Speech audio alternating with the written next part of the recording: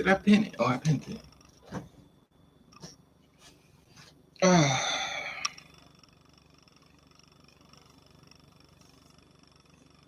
Let's see if it works now.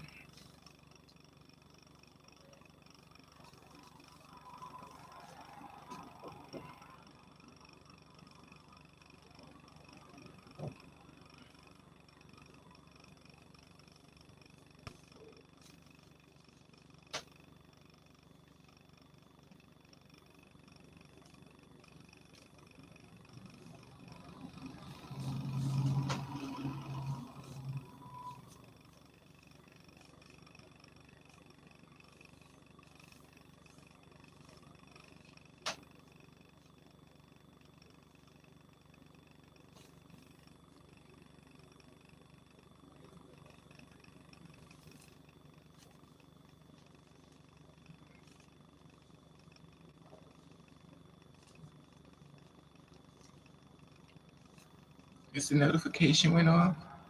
Can y'all hear me? Because I don't know. Is this thing acting crazy or what?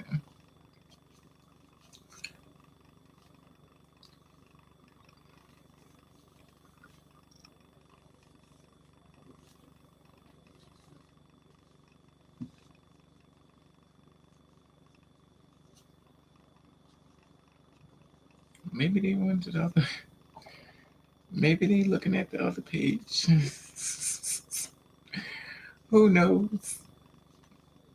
They probably like, where's Raven? I'm playing her. I am sitting here literally talking to myself. You know what, Raven? You have lost your mind. You have lost your mind.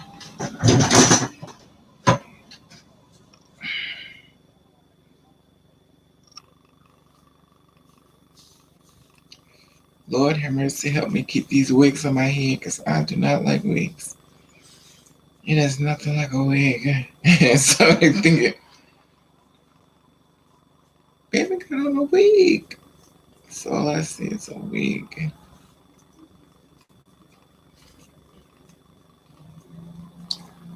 Breathing this dick right here. Mm-mm-mm.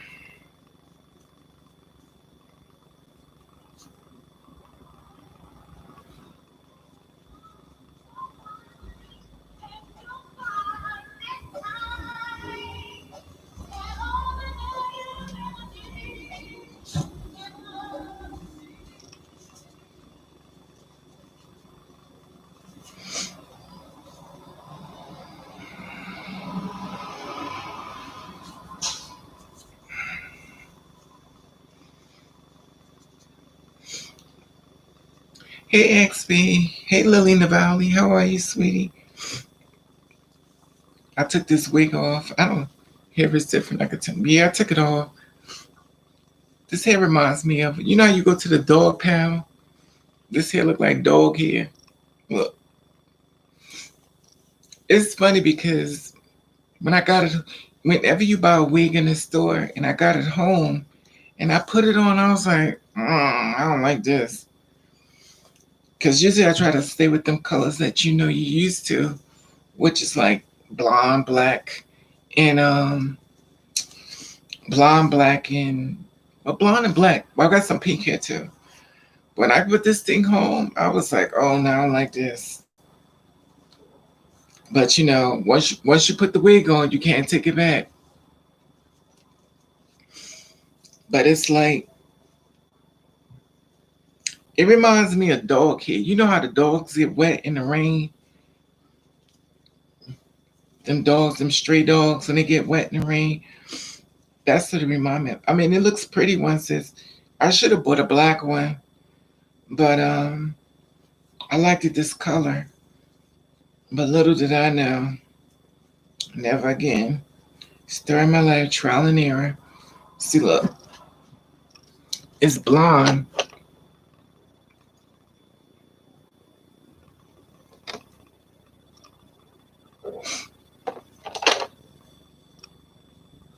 So what I do is I braid it, and you take it and you braid it and stuff, and make it look more. So I added some hair into it because I wanted to be more blonde, but it did not turn out the way the one thing about roots, I like to make my own roots. Like I made the roots here. I like to make my own roots. I don't like when the roots come down too far, it don't look good to me. Because it's too much. It takes away from the hair. Yeah, it takes away from the hair.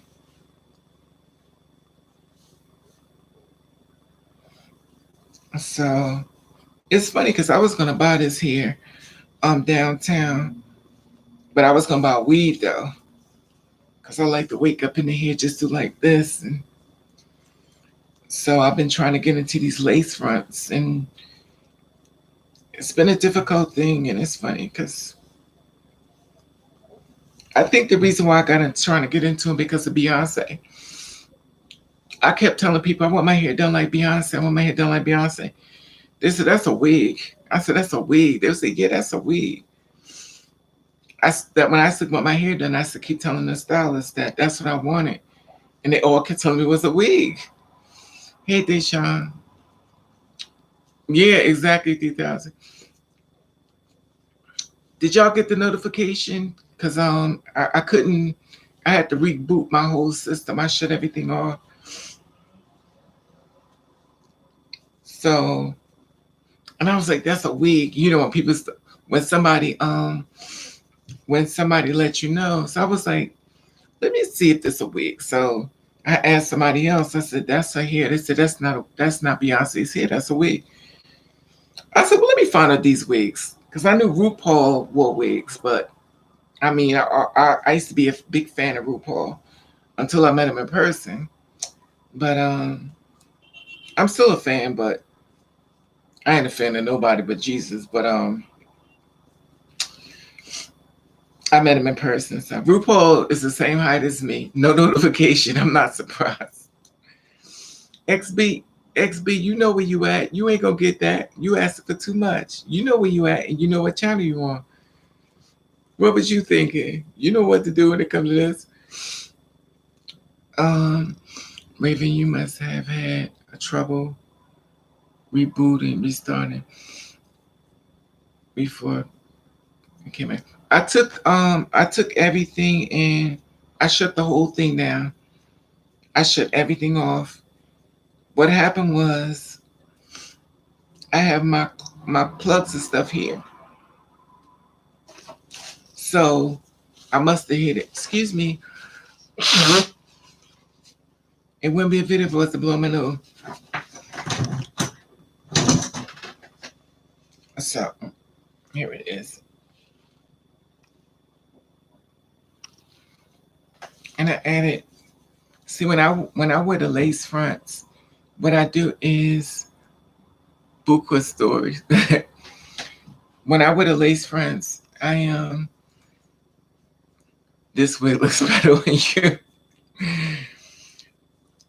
But you know what it is, you me. Anybody who wears wigs knows.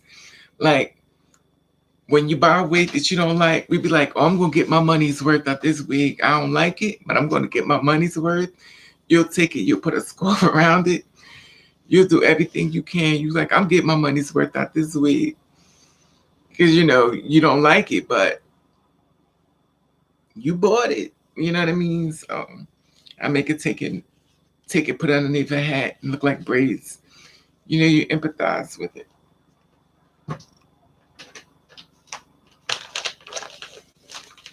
But whew.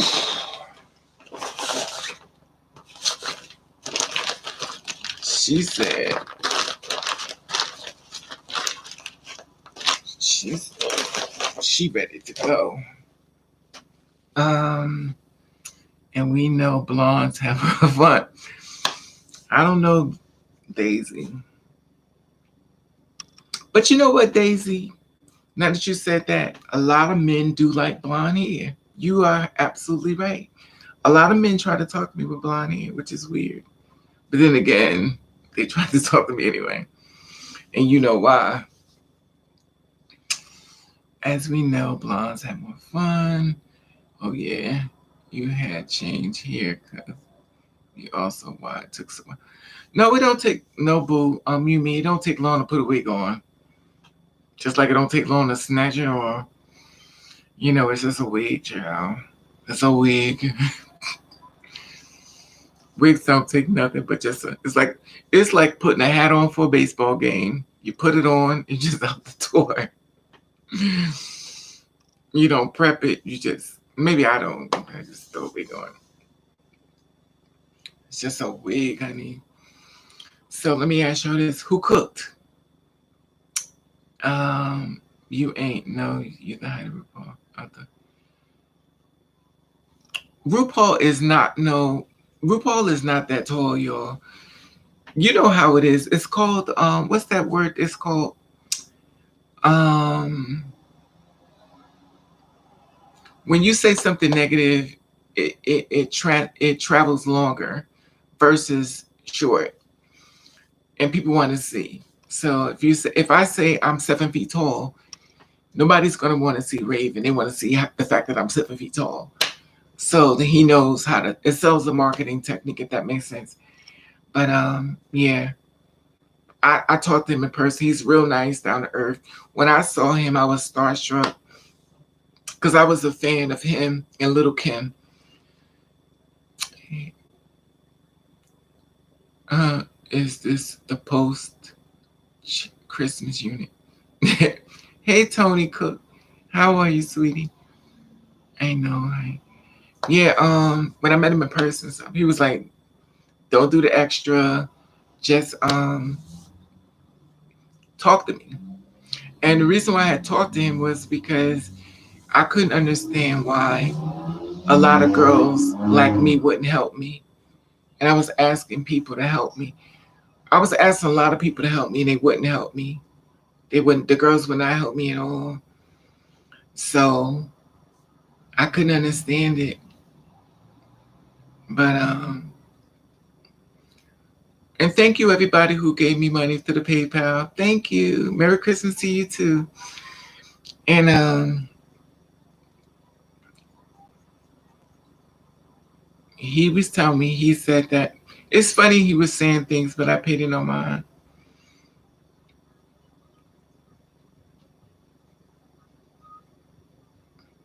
That's what I love about you. You help people. Thank you, Yumi. You know what, Yumi, the thing about it is that I didn't know a lot. I didn't know a whole lot. And nobody told me nothing. Their whole thing was let me find out. You'll find out and start laughing. And I couldn't understand why was it that I gotta find out stuff the bad way when you could just tell me. They didn't want to. But RuPaul told me, he was like, when you're pretty, they're not gonna help you. I was like, pretty? What does that got to do with helping me? He's like, it's a competition. I said it, but it's not a show. He was like, thank you, Salt and Pepper. I appreciate it. And he was like, well, it's a competition. I was like, I'm not competing against the girls. He said, well, they're competing against you, sweetie. This is way in the beginning. Like, I didn't know nothing. That's when I used to get dressed up. I put on heels. I had this velour pants. I had this velour jacket that had the fur come around it. And I would wear a bra. And I would just wear that with the blonde hair, the blonde wig on, earrings. And when you're in the newbies, when you're coming out, you got the gloves on, the black gloves. You're in the beginning stages, so you got black gloves on to match the black outfit. You're giving them the extra.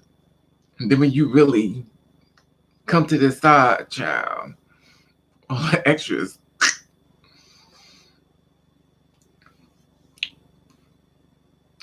Pretty or not, like I said the other day on your live, the girls never help other girls. You're the only encouraged inspiration. I know that exists. Oh, thank you, Yumi. Is this Angel? I think their name Angel. Angel is you, Yumi?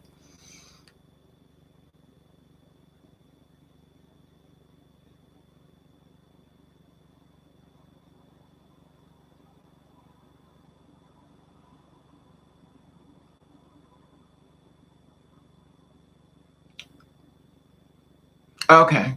All right. No problem. Yeah, the thing is like, I thought that you mean I thought my brain was working. Okay. I thought my brain was working because Raven forgets like this. That's another thing I hate about me. Mother of Thousand. I got a bad memory. I got a bad memory. They said that's because you have so much on your mind that you forget.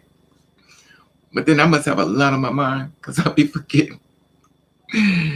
But thank you. I'm starting to remember names though. I remember you, me. I remember salt and pepper. Of course, that's food with salad and ranch dressing and chicken. I put salt and pepper to food, of course. A salad with ranch dressing with little chicken that you cut, on a salad and put some salt and pepper and some vinegar. Mm-mm-mm. As soon as I say that name, I think about, whew, I'm greedy. Fish? Mm-hmm. I've been making fish too, salt and pepper. I've been eating fish. But I've been eating a lot of French fries though. But it's yeah, you mean the thing about it is they wouldn't help me. They refused to help me. And that's how I found out that the girls get raped. Like I didn't know we got raped. No one never told me by being by myself I could get raped. I didn't know about that. No one told me nothing. I found out on my own when guys was trying to rape me. I was like, I'm thinking he trying to rob me. He trying to rape me. I guess it is a robbery. It's just another type of robbery. I love to push up good. It's real good. I love them to push it real good. Pushing. You can work on your memory through exercise available online through the most consistent of your goals of attempting to better memory. Okay, gang, I'll keep that in mind. Hip hop me too. Sub event. And what happened? Guys have tried to rape me. And I realized that when being raped, you're actually being raped by people that you trusted. Um, Jonika, I'm from the USA, and I was attacked, and I fought back and stuff, but I didn't know. And I also learned that when you wear earrings, this works against you. Your pocketbook works against you. Heels work against you. When men got two hands and they beating you, trying to rape you, and you fighting them back, you hold on to your pocketbook and you trying to fight him with one hand, and he trying to rip your clothes off for you, and you like fighting him. I'm like, nobody never told me. And then you got on heels, you can't, like with Tim's, you could get a grip on the ground. With heels, you just slide across the. I'm just take here it is. You got a whole $20 outfit on. You know, ripped it up and made it into a $2 outfit. It's not funny, but it was just crazy. I bet they did run upon. I bet they. That same thing happened to Maddie before. She got beat up on a stroll. Not trying to tell her business, but she's gotten robbed and stuff on the stroll. But she said it. But see, the one thing about carrying a gun and then using a gun, and people will show they got a gun, but when it comes time to use it, will you use it?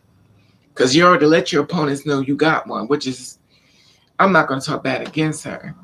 But I feel as though if you are a woman who carries a weapon, I don't feel as though you should share that information only because everybody that's watching you don't like you.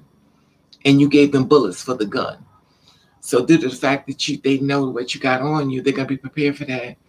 Thank you for talking action of posting your videos about the deaths of your. Thank you, Lord, forgive me my eyes. Jonika, I appreciate it. And the thing about it, I never let anyone know if I'm carrying anything or not. Because if I tell you, you already know I got something. So you shoot me before I even turn around. That makes, I understand you want to put fear in people, but everybody's not going to like you. So for you to get that much information about yourself, It's not so smart, I think. But maybe it's a scare technique. But, that's my little sister. God bless her. May she never have to use it. May God always cover her with his blood, because I definitely want her. She's doing the best she can to make it. I see your point, but her wanting is more or less likely they want to try her, not dishing her. I forgot to say she. Yeah, but the thing about it's not right. It's not dissing her, but I'm gonna tell you something. I don't know if y'all really from the streets. I don't know if y'all know about the codes. I don't know if y'all know about anything about that stuff, that life. Um, when you're from the streets, there is no rules. I'm gonna tell you just like that. There is no rules. And I've never known a rapper or someone that's been murdered that didn't have something on them, or maybe had a friend had something on them. But the thing about it is that they knew they had something on them, so they shot them before they could pull it out. Is what I'm saying. You understand what I'm saying? You mean? So when you tell people what's on, like with me, no one knows if I got anything on me. They could say, well, maybe, maybe, maybe, but they're not sure. I may be a crybaby, I may be a runner, I may pull out a knife. They don't know, or may not. I just may be a poor little innocent person. They don't know. But if they know who she is, due to the fact of the volume of attention she's grabbed hold, remember, everybody don't like you. And sometimes the one that wants you killed is the ones that look like you. Hey, long leg one. So you just have to be careful how you move. I'm just saying that, you me. You understand what I'm saying, you me? So in other words, if you get something you me, do not post it online. Just keep it between you and you know what I mean? So you double protecting yourself. So when they come up on you or something, you surprise them. I get it. You're going to be a bigger time. Thank you. There you go, you mean. Okay, you with me. So if you decide you want to carry, do not post it. Do not let nobody know. That's between you and you know what I mean? Because when you showing people, they already know you got their guard. I got you. Then when you show up, they're already shooting you. Damn, I didn't get a chance to pull it out. But they already know you had it because you let them know. You put the bullets in your own gun. You can't do that. But that's just my opinion. If you're kind of listen, this is my opinion. If you're the kind of person that want to show what you got, do it. I'm not. But for some reason, hey Mark, there you go. You mean okay? You get me. You mean I'm not being mean. I'm just saying. What kind of channel is this? It's a channel for people who are different. Thank you, Mark Anderson. So we're looking for positivity in 2021. We're looking for people that's going to change their life, make it for the better. That due to their darkness, they're going to pull light to themselves in 2021. And what we're trying to do is, oh, Mark, oops, I'm sorry. I thought he was talking to me. My bad. Salt and pepper. We're trying to find positivity and stuff and trying to find something to make a difference within our life. And make it better. We're all walking around with masks on, which is not a bad thing for me because I'm masked all the way up. My mask will show this much of my face. I have a hat on, a mask. When I went to the grocery store, they was following me around. I'm glad, Raven.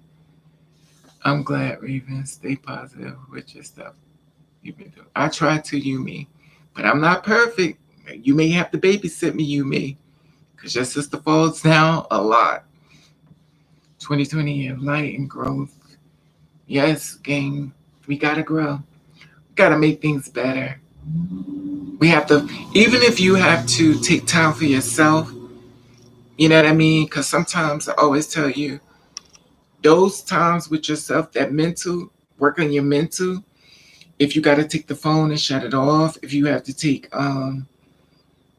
walks, date yourself, and some things you're going to find out about yourself that's going to be positive. Some things, if you like me, you're going to be so disappointed. But you can only can fix it. You know, I'm trial and error. I make a mistake, I fix it. I definitely always make mistakes. I definitely do a lot of fixing. But when I went to the grocery store, because I had to walk, because I wanted to buy some I wanted to buy some wax to wax my floors, and I couldn't find no one is selling it. So I had to walk way up somewhere else to get wax. So I wanted to get wax for my floors. So I wanted to wax the floors for Christmas, and I wanted to buy something to eat. You already know. So I went to the store, and it was fine. And they were following me around the store, and I could see them follow me. And it's weird because all I wore was glasses. I had a hoodie on, but I had a scarf on my head, and you could see my face. I mean, I have a big head. I have an M&M head, M&M candy. So it's not like I got a little head. I got one of them great big Christmas, Thanksgiving, Christmas head, Christmas Day parade heads. So you can't miss me. I mean, if you walk in front of me, I'll block your light. But at the end of the day, they were following me around the store. And if you go on my Instagram, you can see me walking. I actually did some videos of me walking from the store.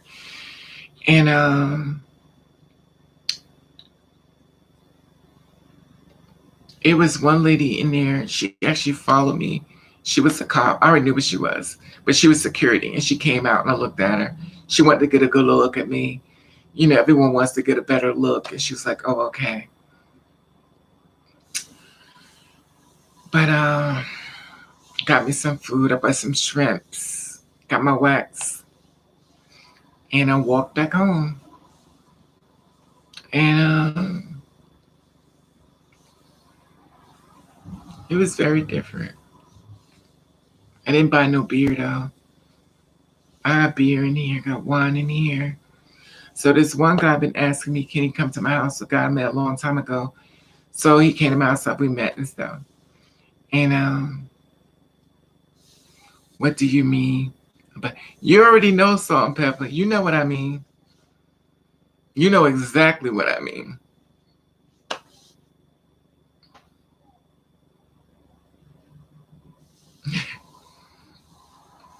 You know exactly what I mean. You know we can't go nowhere. I was covered up and they wanted to get a better look to see what I was or who I was or what I was. They couldn't figure out if I was a man. They couldn't figure out if I was a woman. They couldn't figure out what I was. So they was like, everybody around the store was low key like looking at me. And I'm watching them, but I'm acting like I don't see nothing. You might be asking me, Raven, but I don't know. No, I was talking to Salt and Pepper. I'm sorry. Salt and Pepper was like, what do you mean with better look? They wonder. This is what people do all the time when you are a two-spirit woman. They want to walk up to get a better look on you. In other words, they'll be walking and then they'll go. You know, they want to get a better look. No, you mean I'm talking Salt and Pepper, sweetie. No, I'm talking about going to the grocery store. And I was buying some. I went up there to buy wax only. You look like a groupie. You look like a grouper. I don't know. But you know, when it could have been something positive, it could have been something negative. But you know, I'm not the most I have trust issues, so y'all know that I'm not gonna be like you know, I feel as though a lot of times the world has let me down and I don't expect nothing more from them. And I just don't I don't invite the negativity in. And I feel as though if I become less present, that I don't have to receive it. Hey XB. So I just don't, you know what I mean? So I just ignore it. And you know, I go downtown and got my hat on, got my hat on because one guy told me, he was like, Raven, stop showing your face. You're not wrong for having boundaries. Yes, thank you, Game. Another guy told me, so Raven, stop showing your face when they like put a hat on. Um, hey, Fupai, Foop. So I put a hat on, and then due to the fact that I'm starting to get more notice, people have been telling me to stop a lot of stuff and stop showing my location, stop showing a lot of stuff, and wear hats, and you know, and and I start doing the things. I'm not a person to wear hats. I have tons of them, but I really stopped wearing them. But I wear hats now sometimes, but I don't normally wear them. Yes, I'm Salt and Pepper rap group.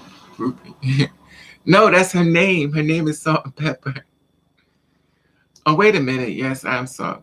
Okay, y'all get me confused.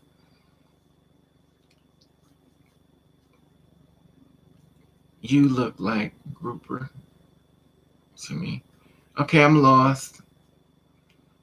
Oh no, y'all lose grouper fish. Oh, okay. See, I don't. You know what? We get confused.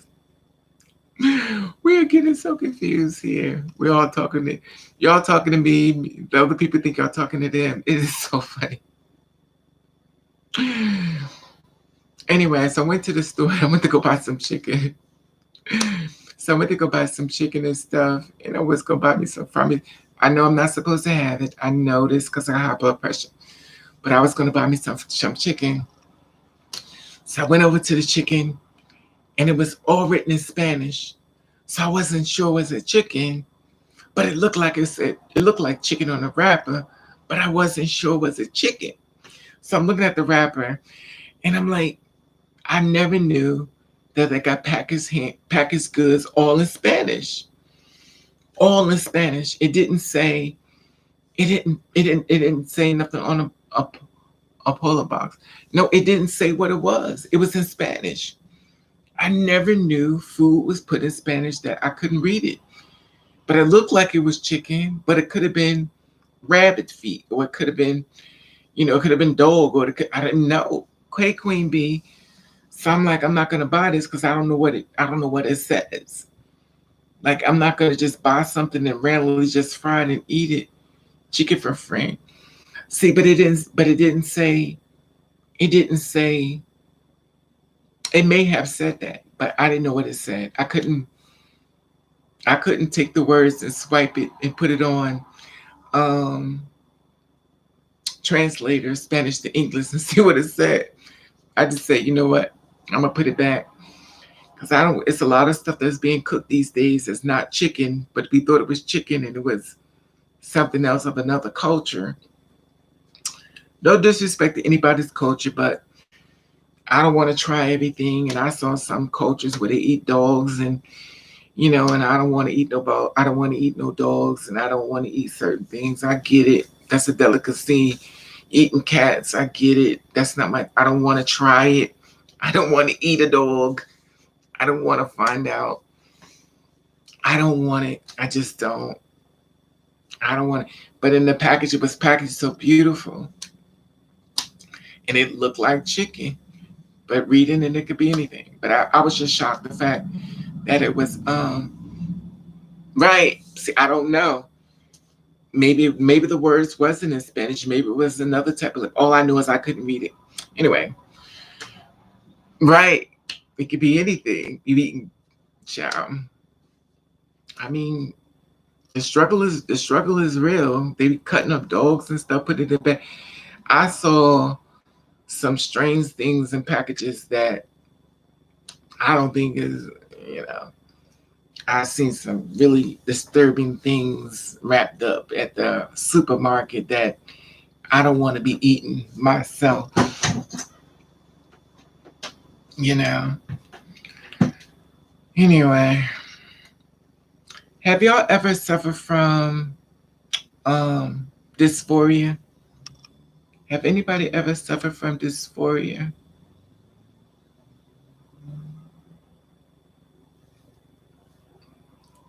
Dogs. Good eating. You know what? I'm not going there. I'm not going there. I'll stick with the two-legged dogs, not the four-legged ones. I'm good. Mm-mm. Mm-mm. Y'all remember this lace front? Y'all know I added, I added hair into it here, right? So I added some hair into this. I took this lace front and I made it fuller. So once you take a lace front and you make it fuller, and I use coconut oil on my hair, and I can sleep in this way. But you know what? The thing about it, like it, is that I don't. When I have sex, my dysphoria goes off the roof. I tend to dissociate. It's bad. So, what's hard though, gang? My father ate turtles. You know what? Um, I was going through that with bangs and stuff. Best soup. Okay, it's working. Added administrator. Okay, thank you, whoever. Best soup is no for me. Okay, I have two doing sex. I suffered it when sometimes I feel like I suffer it from bangs. If that makes sense. Like I feel I look more better if I have bangs on my face like this. If I got bangs, I feel like I look better than if I show my whole face. Did anybody suffer from that besides me? When they look in the mirror, like they kind of see everything wrong instead of things right, and you focus on the things that you see wrong, like you go straight to it, and then focusing on the goodness, you just see all the bad. Like you could fix your hair, and you'll always kind of see the wrong in it than the right in it. Is there anybody that has? I love you, Raven, but you do have a big forehead. I hope so. Cookie Tookie is always saying cat scat. This is fancy. At XB it sucks, but if you do role play beforehand, I calm down. Well, remember one thing when it comes to this thing is that um I love you too. Yeah, I suffer from amongst other things, but I kept having a thing with the big forehead thing too, and it's like I don't want to, I wanted to wear bangs because I felt as though bangs were more better and also make you look more passable and more prettier. So I would wear bangs all the time.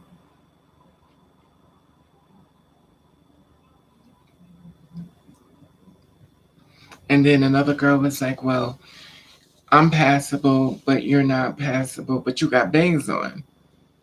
Bangs can make the hardest person look pretty, in my opinion.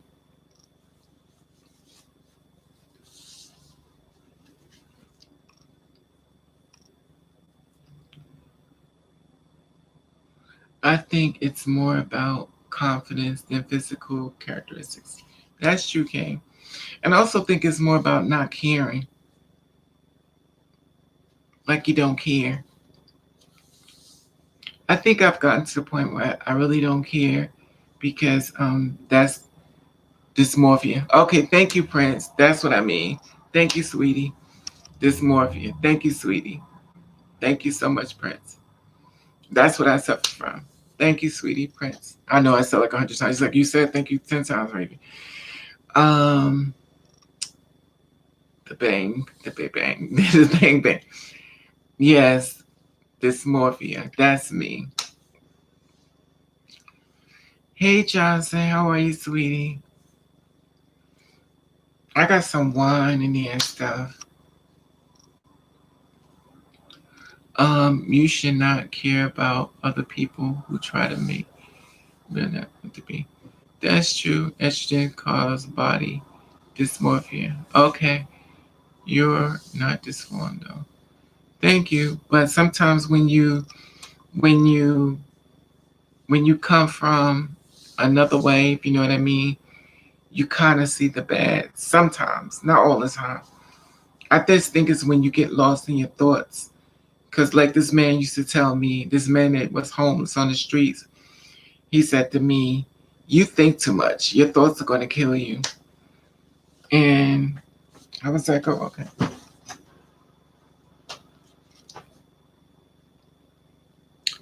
I'm doing good tonight. Enjoy my holiday. Amen, Johnson.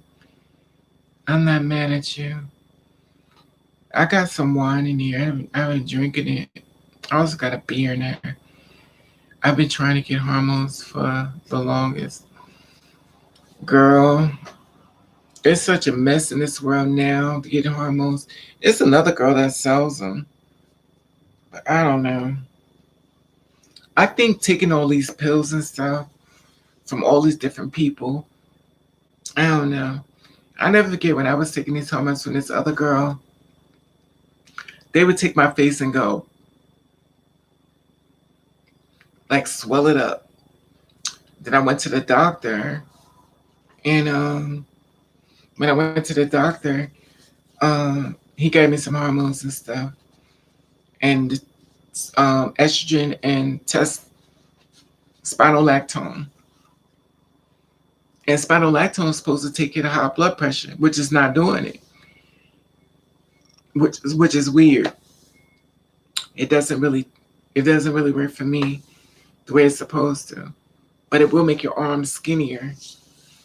That's why you carry your own bag, so in case you have to get rock a lock 'em. I've been trying to calm myself. You keep your strength up and stuff. I went up to the grocery store and they had pig feet. But you probably was living your truth more than me. I don't know, you mean the thing is like the pills back then are different from the pills now. The pills back then were way better. The pills now is like they're not good. The shots are better, but the pills was, oh my god, the pills back then, the Paveras, it was called the Paveras. The Paveras would turn you out within 1 month. Within 1 month, with your hair pulled back in the back. Everybody be calling you something totally different. And you ain't did nothing, but you pulled your head to the back, did nothing. And they took it off the market. Now we got this estrogen, which is it's not as effective to me. Doctors prescribe spironolactone, but estrogen only is the healthiest long term, but they don't care. Yeah, Google the top 10 types of stinking thinking. It helps me to think positively. Okay. Depo Paveras. Yes, you mean. Yes. Those was the ones when I tell you in 1 month they took them off the market, baby. When I tell you, oh my God. First of all, your face goes through this whole transformation. Like everything in your system, it pushes it all out. Like you'll get all these bumps all over your face. And it's like a whole bunch of white hairs. They're just like start popping up. And what it's doing is it's cleaning all the stuff out your skin. I had a bunch of, like you get rashes, and my whole face just turned like bumps everywhere. And all of a sudden, when I took some Benadryl, because actually I went to the girl and I was like, my skin is breaking out. And she was like, oh, you didn't get that from the pills. You must have got it from something else. She was very negative when I asked her about it. But my face had broken out really bad. But then once I took some Benadryl and stuff, and it started to, it went down. Everybody started calling me something totally different. So is progressing. You can still get that. You know the thing about it, Salt and Pepper, I don't even know if to mess with anything now. I think the shots will do better, but my insurance don't cover the shots. And what I used to do is I used to buy them from New York City, but I haven't been over there in a long time. My sister used to take me over there to the pharmacists that sell the shots there. You gotta give him $150, but he'll sell it to you. And I will buy it from New York. And I haven't been over there to New York to buy them anymore. But when you get the shots, oof, you definitely can't drink. You can't do that. You will throw up. That's the shots will not. You will not be able to do a lot of things, and it kills everything. It kills everything. I was talking about. I was talking to a worker at my job who says she's Depo for birth control, and lied told her to buy some from her to give her to get to know. I was talking to a worker at my job who said she takes Depo for birth control, and I lied, told her I buy some from her to this girl. I know exactly you mean. Yeah, spinal lactone. I'm probably saying it wrong, Mark. Get used to Raven making a lot of errors when it comes to. I make a lot of errors, sweetie. Tons. But the thing about it, Yumi, is that it was for me though. I get it, Yumi. I get it. Get it how you can get it. You know, and it works way better. It works way better. When I tell you it works way better. The pills now, they new and improved, which means that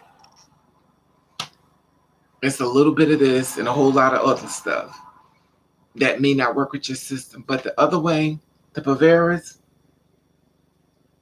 when I tell you 0 to 10, no surgeries, no work, no nothing, 0 to 10. That one pill will take you all the way to 10. You won't even have to go to the doctor. When you see how public people start calling you, excuse me, miss, excuse me, miss, excuse me, you like, whoa. Because the public is going to tell you everything. So when you start taking a pill and when I tell you 0 to 10, I was going to work one way and they was calling me Miss, and girl, I know it is anti-psychological. But it's 0 to 10. So guess what they did? They discontinued it. They discontinued it. They was like, oh, it's causing cancer. No, it wasn't causing cancer. Y'all just didn't. Y'all saw what it did, and y'all took it back. And after they took it back, then y'all got these girls trying to get all this work done and surgery and stuff, and to get the extra done, because of the pills are not working. Because they fixed it, because the girls were getting too passable, the girls were becoming too beautiful, and they stopped it. People digging into somebody else's business, making their life more complicated, like I said before, and then destroying lives and then walking away like they did nothing to it until it's their turn, and everybody's supposed to feel sorry for them, and everybody's supposed to care, but they had no problem doing their dirt to other people that didn't deserve it. You know, have you tried? Because no, sweetie, I haven't. No, I just got the estrogen and the spinal lactone. The way they push examination by them stopping it is contradictory. You know what? There's so many different medicines out there. I don't know. There's so many different things, but due to the fact that I was the kind of person that worked out a lot, I was very toned. So I worked out a lot. And when you work out a lot, your features in your face become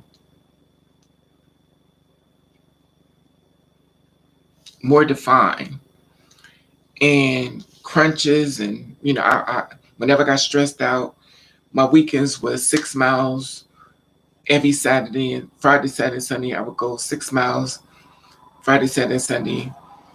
So that'd be 18 miles every weekend, and that was for stress. But once I become in this world of Upala land, child, mm,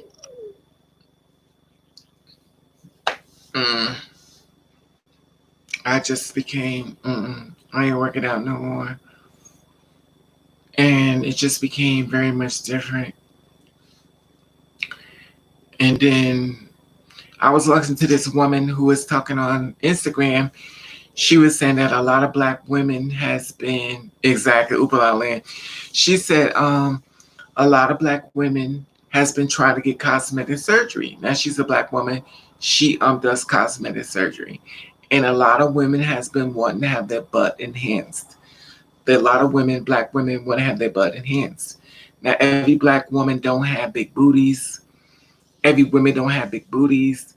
And a lot of women are going to cosmetic surgery to get their butt enhanced. It's hard to run with the titties. You got to tie them down, XB. You get a bra and you tie them down, and then when you tie them down, you just run, you know. But once you run, they'll get smaller, you know. But they'll go down. But the more weight you pick up, the more. The thing about it is, when you're taking those pills, you have to start letting your body get fat, because the fat is going to develop things. The fat is going to um the fat is going to help bring it, just like with the when. Thank you, Flippy. The thing about it is, when you ever see men that are very heavy, like men that are very fat, and they start growing boobies because of the estrogen start growing. This is the same thing with us. We have to let the weight grow so the estrogen can build up, because the testosterone gonna be stronger than the estrogen. So you have to let the fat start developing in your body. That means all that extra activity, as far as being um athletic, you gotta kind of like don't do it as much. You know what I mean? You can still do it, but not as much, unless you are a person that's big boned or gain weight, then that don't apply to you. But if you're skinny like I was, you can't work out like you want to. You know what I mean? I used to do it for stress. Yeah, you gotta let it. You gotta let your body get fat. You just gotta eat and just relax. Drug companies make money treating chronic ongoing health issues. They never want to cure anything. You right, Mark. Absolutely. And you know, as I've gotten older, I noticed that my boobies have grown. But I think my thing is that my stomach. But my stomach will get tight in a minute. Remember I told y'all my stomach will tighten up. What about erection and hormones? I want mine to still work.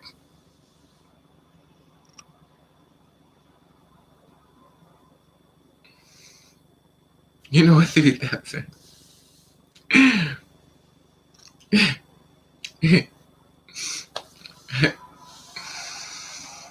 Well, I tell you this, stay away from the shots.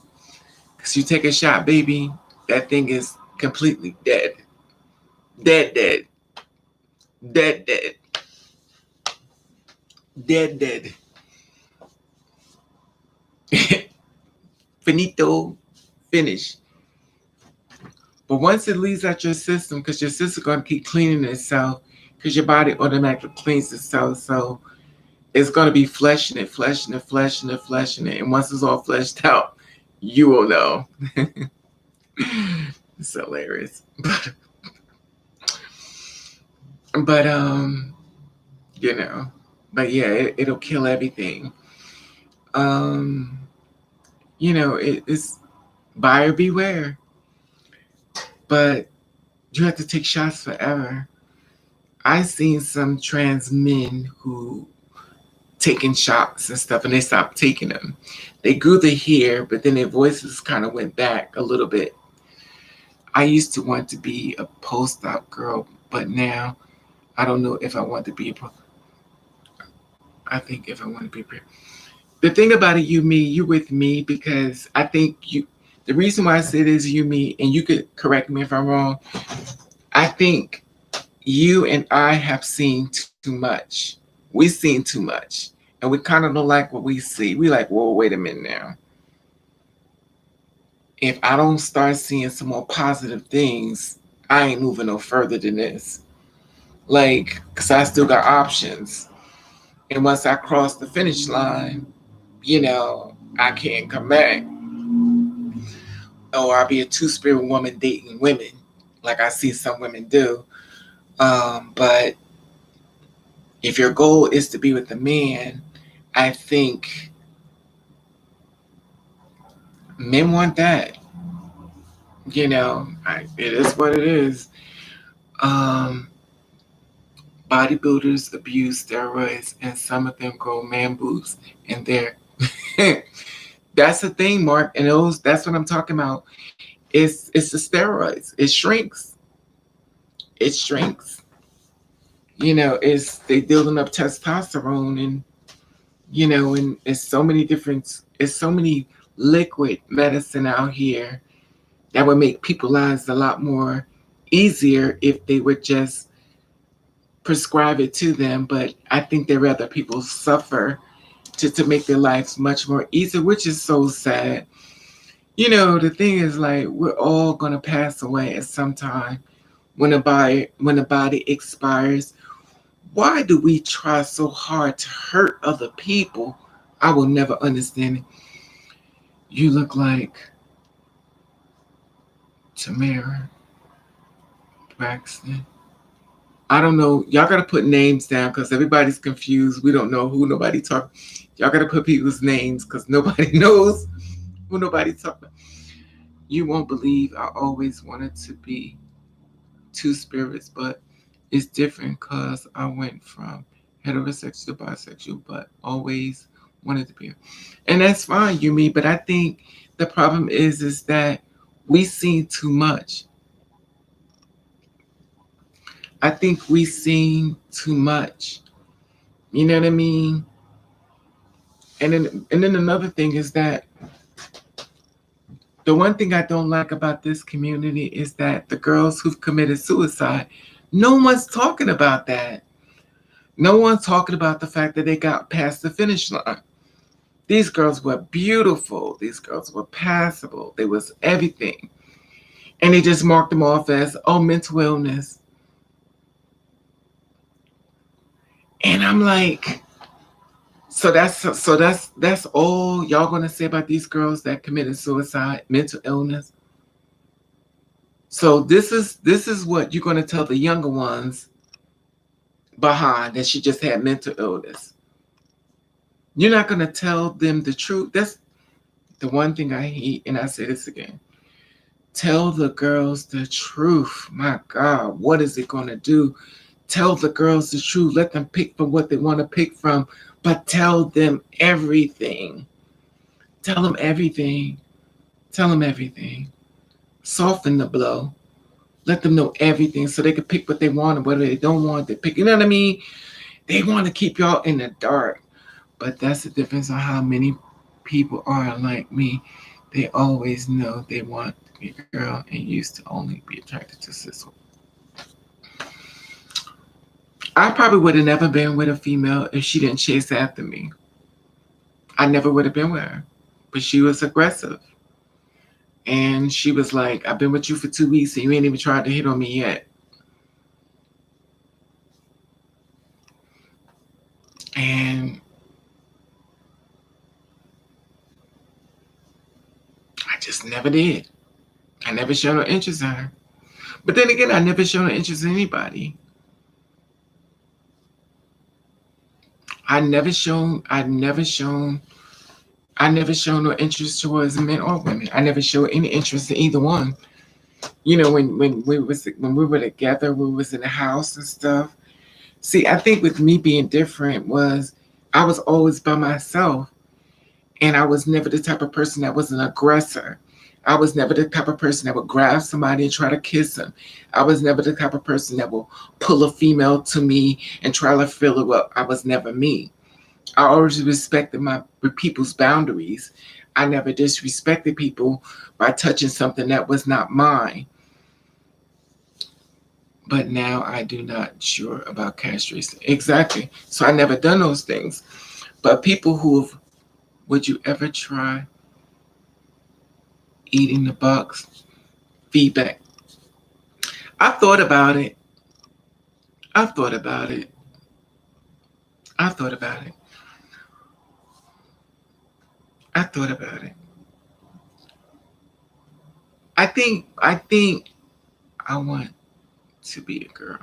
Okay, but do just take your time with it. And the thing about it is, with a sexual act with the female, um, eating the box, she definitely would have to teach me what to do.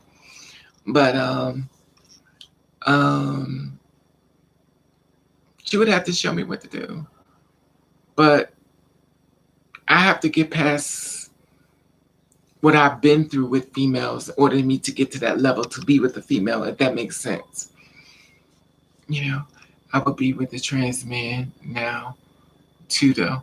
See, I I don't know, Yumi. I don't know. Um, what should I do, Raven? What was your question? I want to be a girl. The thing about it is, just like I said before, you have to. If you got a doctor, let your doctor take your blood test, take your blood and stuff. Um, Test your blood so you can see how much estrogen is in your system versus testosterone, and try to balance it out through pills and medicine and stuff. You know, you have to. I would suggest a doctor, but sometimes the girls go to other girls and just buy hormones from them. Because they can't find a doctor. But Salt Pepper, you funny. Um,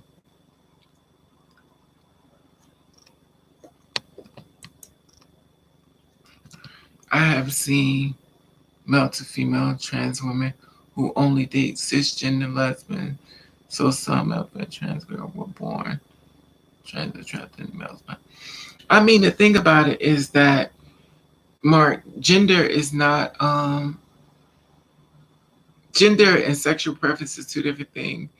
And the thing about it is that I've been with a female before, and I've been with men before, and I can't balance out which one is the worst. I can't balance out which one is the worst. But what I do know with the female, I can't even finish it because my best friend killed my kid. So how do I balance this out versus men treat me like dirt versus a female killing my kid? So if a female could kill my child, how do you balance? How do you balance it? If that makes sense. So I can't really say I feel safe with a woman due to the fact of the history of that woman. And I know every woman is different. I get it. But due to the fact that there's bloodshed that way, I don't really feel safe there yet. Maybe I need therapy. That's probably I go. And then when it comes to men and them killing us, I don't feel safe there either. That's why I'm sitting here on live with y'all in that room by myself. A lot of these doctors don't know what they're doing. That's true. They don't know. That's why you have to find a doctor that treats you, which is a whole nother job within itself. There are plenty of programs that help with transitioning, especially for young adults. Okay, Gwendolyn, come through. Talk to Gwendolyn. Flip and find out what state Caitlyn Jenner is a trans. Okay. Um, that's a list. Okay. Raven, why she have an abortion? If you're uncomfortable, you don't have to answer. Um, well, this is the story. I'm not gonna make it too long, but the thing about it with her is that she was my best friend. We got into an argument because I believe in loyalty. I believe in loyalty. And I'm the kind of person like this. If you and I is together and you go behind my back and you talking about me, you're not loyal to me. I believe in loyalty. Now, if you sneak and do it, that's a different thing. But if you are my friend, you are my friend. And if you go behind my back and you talk about me, that's not loyal to me. And we got into an argument. I left her alone. And she was like, well, what I'm going to do with the baby? I was like, well, give it to me. And she said, I'm not handing you over no baby. I said, well, what are you going to do with it? And she was like, well, I don't know. But so next thing I knew, she said she was pregnant in the tubes and stuff. And she said that it died in her tubes. And I said, okay. And then she said, I got to come to you. I got to tell you something. She waited like a year later. And she says, um, I wasn't pregnant in the tubes. I had an abortion. And she used my medical benefits to do it. I was like, well, she was like, yeah, you had a son. I killed it. And I was like, I don't believe you because you lie about every damn thing. And then she says, if you don't believe me, ask your mother. And that's when I went to the woman who birthed me and I asked her, was it true? She said, yes, she killed your kid. So ever since then, I didn't have I have a trust issue with women. I have a trust issue with the mother because you knew a secret that this woman killed my kid, which been your grandkid. And you stood behind the killer, but you didn't stand behind your seed. So now I have a trust issue with a mother and I have a trust issue with the women. So when I deal with women, these two women play roles in my head. So before I could deal with the cisgender female, I have to divorce those ways of thinking. And when I get into an argument with a cisgender female, she only confirmed my way of thinking that women are that they could kill babies and go to work and pay it no mind. So when it comes to the abortion bill and all this extra stuff like that, I definitely don't feel safe dealing with the female and having sexual intercourse because I realized that she could kill my kid and then act like it's no big deal. So that's the only reason why I haven't went to a female because that replays in my mind that the woman who birthed me stood behind the killer who killed my kid after I raised her kid. So how do I go to a female and trust her knowing that she could kill my kid? So I don't feel safe with her. And I don't feel safe with if that never happened, I probably would have been with a female. But that happened that made me go, I don't see female. I used to call them the baby killers. They're the baby killers. Then I talked to another girl who took her daughter to get her daughter took her daughter to the hospital to have an abortion. Her daughter didn't want to go, and the mother forced her daughter to have an abortion. And then I was like, look at this, and you shouldn't share this with me because I have a problem with what you're doing, and you're sharing this with me as a woman. You're forcing your daughter to kill her kid, and you feel no problem with it. So I stopped seeing females a certain way, if you know what I mean. And I'm not saying all females, because there's some beautiful females out here, trust and believe. But when it's come presented towards me as far as a relationship, I haven't gotten over that stigma of I know what you could do. Like you could kill a baby with no problem. But you'll take a man and take him to child support. And if a man takes a baby and throw the baby off into the river and kills it, you're devastated. But you kill it with no problem. But you get mad if he kills it. So it's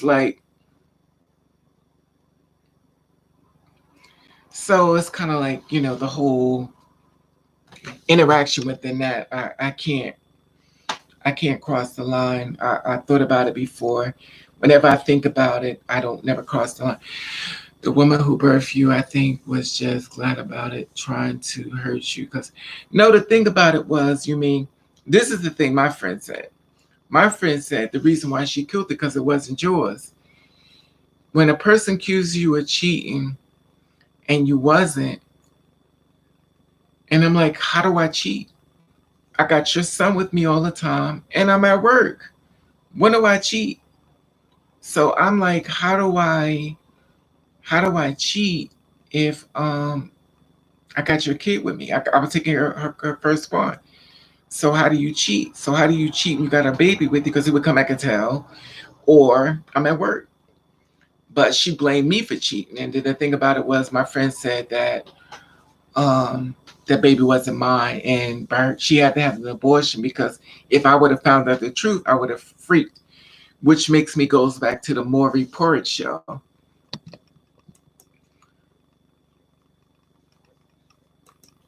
The Maury Porridge show. You are not the father. So when that came up, I was like, wow. I just kept seeing a lot of negative things when it came down to females, and I was just very disappointed.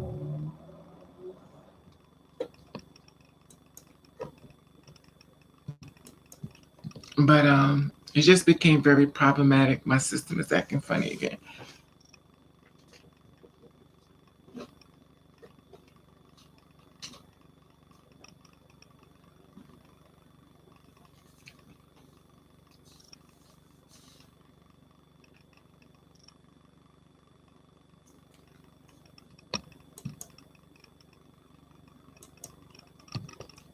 Okay.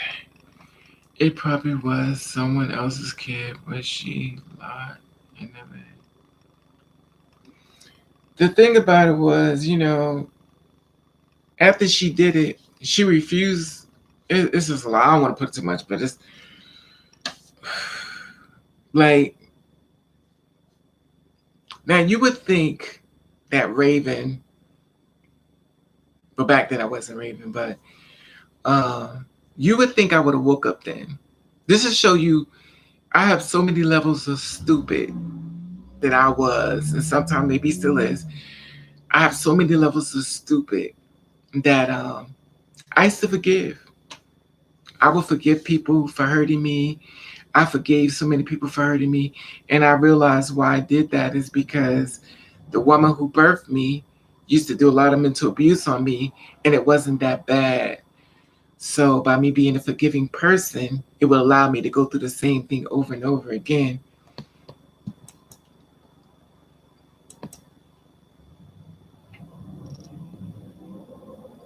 Is y'all still with me? What's the thing that froze again?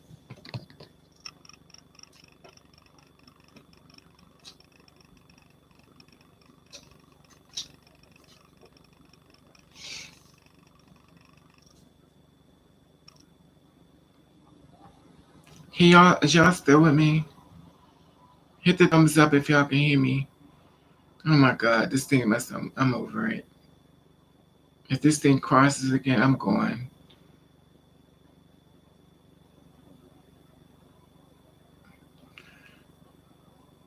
Um then why this thing is not working? It keeps saying error, try again. Okay.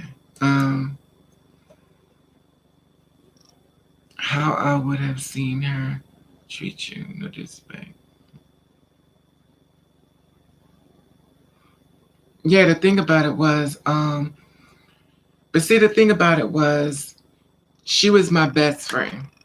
And see, it's a difference when somebody's your best friend and dealing with the truth.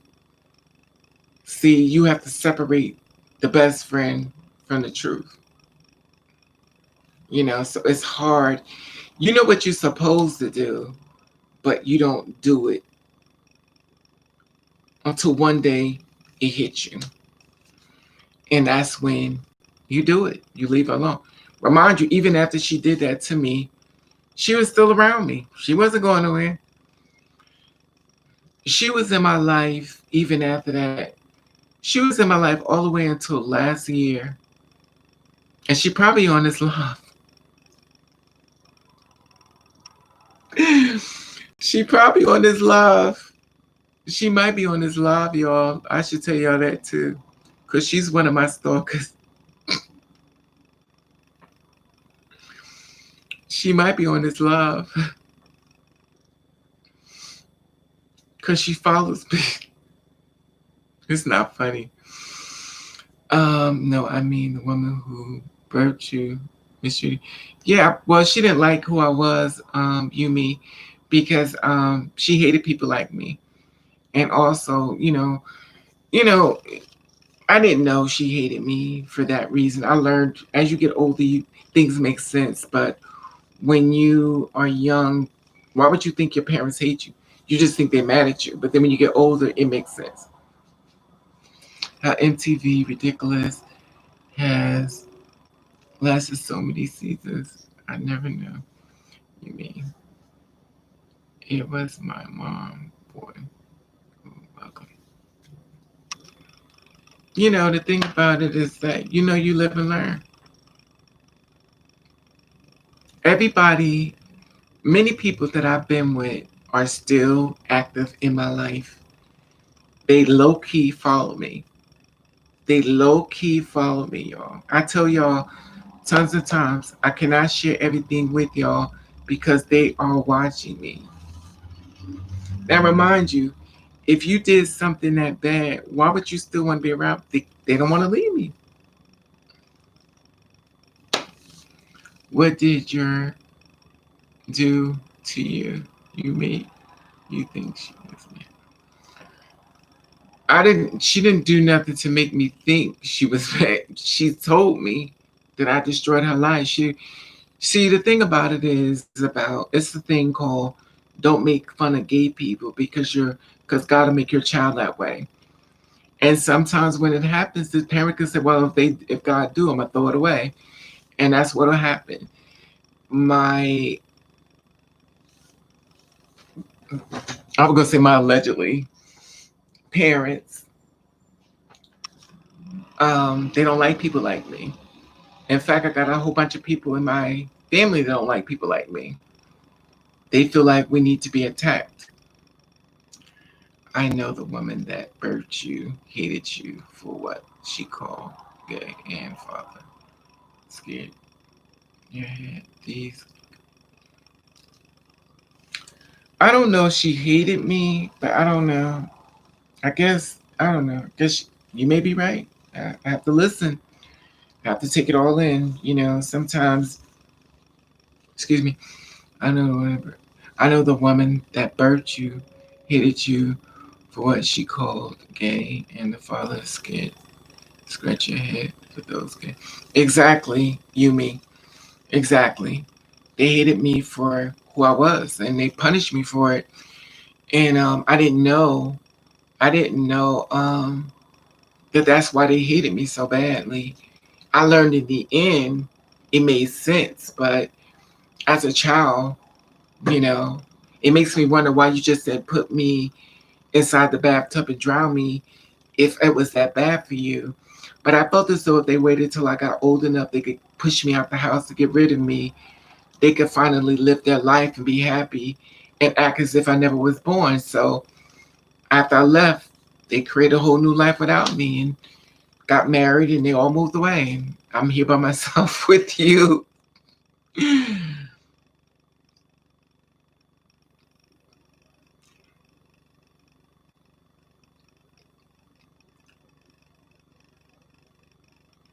But it is what it is.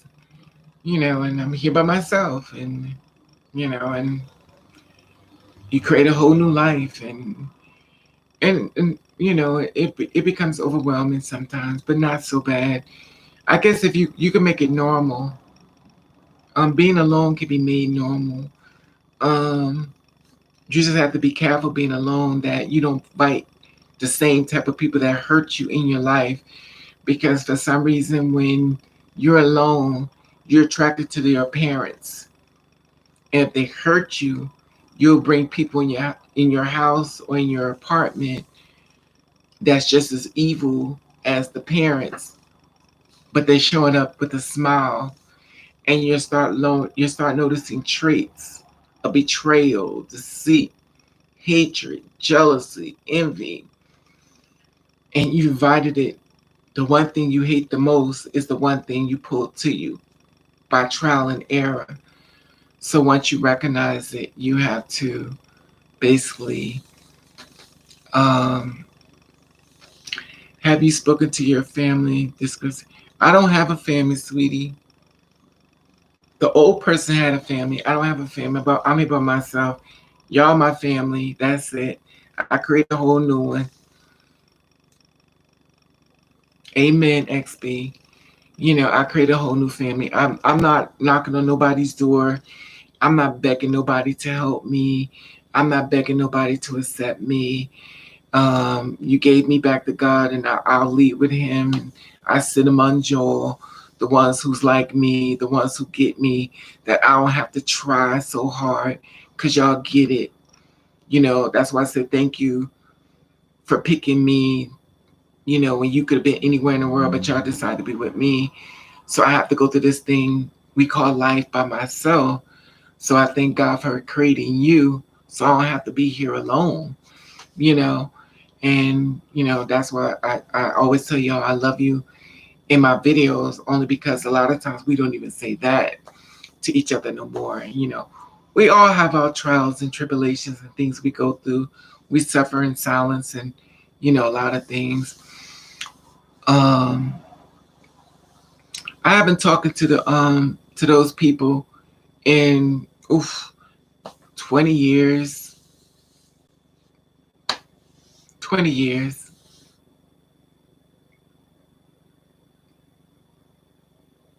I think 20 years or less. I know it's been over 10 years. It's probably been over 15 years. So, as long as they're happy. I don't know if they're dead or alive, though. I don't know if they're living or not. I don't know. I don't know if they're buried. I don't know if they're alive. I don't know if they're passed. I don't know.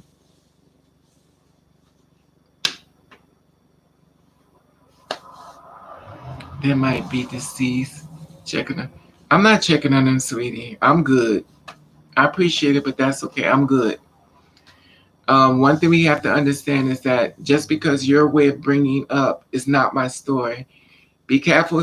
Be careful separating stories. Don't make it be about you, because what I've been through in my life is not about you.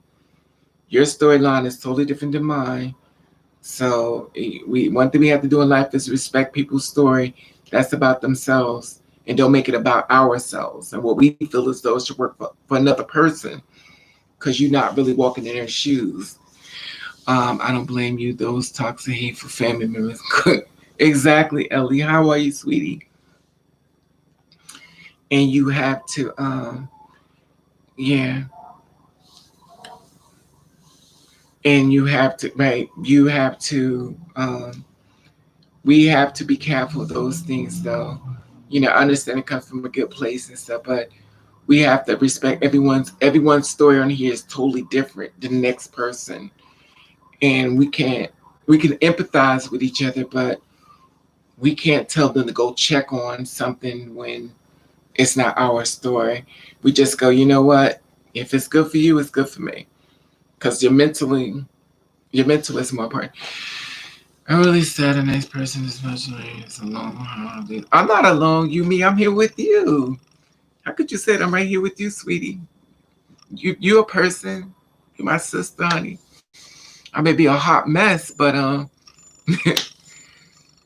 but I'm here with you. No, you good, feedback. You good. I mean, I love you enough for caring enough about me. I understand. I appreciate it. It's all love here for you. I love you for thinking enough for me. You know, it's a long holidays. Nobody close to her and happened. But you here with me, you, me. You all are here with me. You're all here with me. We're all in different locations. Some people got chicken and French fries cooking, but it's okay. I smell it. Chicken and French fries and pumpkin pies, and I'm so greedy. I know what you mean, sweetie, but I'm okay. Cause you know what it is, you mean. I'm gonna tell you something, and I want to piggyback off of that. 80,000. The thing about it is that let me talk. No, no. You really don't know about this world feedback. You really don't know.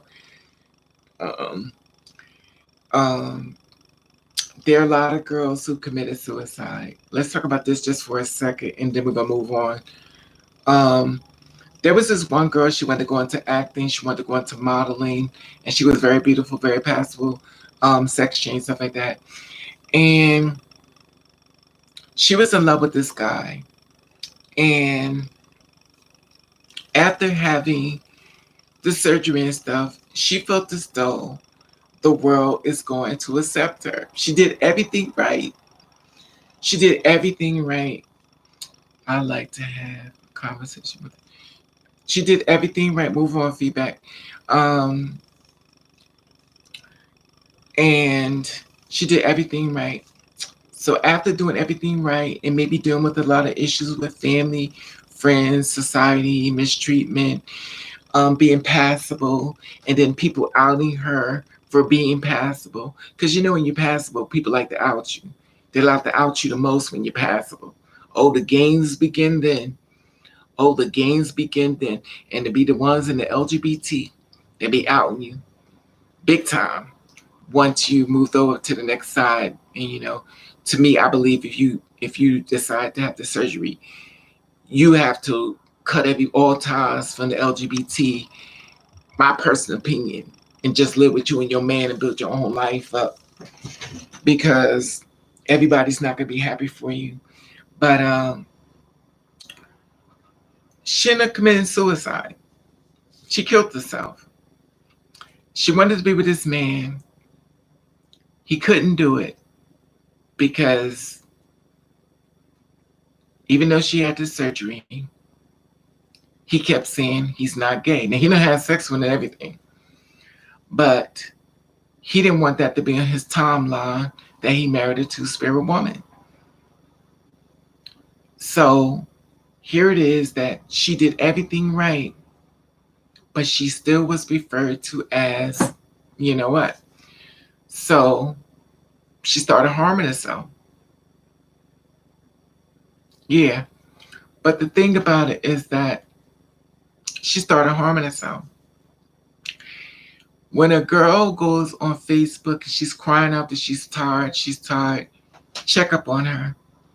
She's crying out for help, y'all. I mean, it's but so much you could do because you're a human being, and sometimes you can't deal with a lot of things yourself. You only could put enough out there to try to help her the best way you can, because you're not God and you can't, ask her, can you pray with her and stuff, and. But when a girl is crying out for help on Facebook and she's like, I'm tired, I can't deal with this stuff, she's crying out for help. So she ends up killing herself, which she did. So she committed suicide. Very beautiful, very passable. Um, she walked balls and she didn't look too spiritual like a cisgender, which she was. And she killed herself. So now the disappointing thing I find within myself, the girls that used to run with her, the girls that was her girlfriends, they said, I love all of you out there. I love you all. Mental illness is real. And let it go like that. That's all she said. Mental illness is real. And let it go.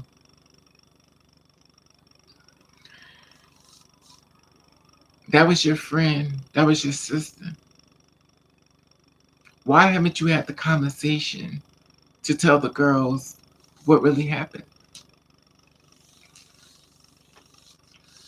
So more was said. They had to bury her. They had to get money up to bury her. The GoFundMe stuff, and they had to bury her for committing suicide. People don't want to die when they commit suicide. They just want to get out of pain. So, why this thing not let me? Okay. When you kill yourself over a man, something. Um,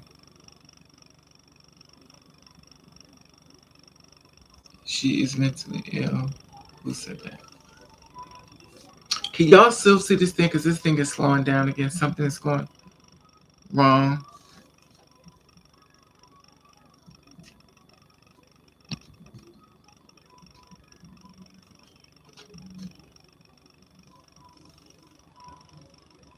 Can y'all hear me or is it stopped again?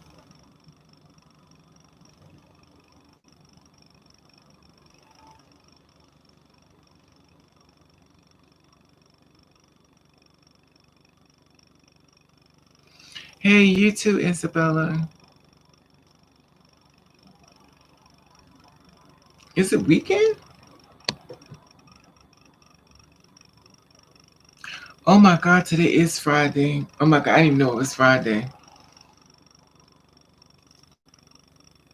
These men out here and she was. But see, feedback. Feedback, can I ask you a question? Usually I don't do this. How old are you, feedback?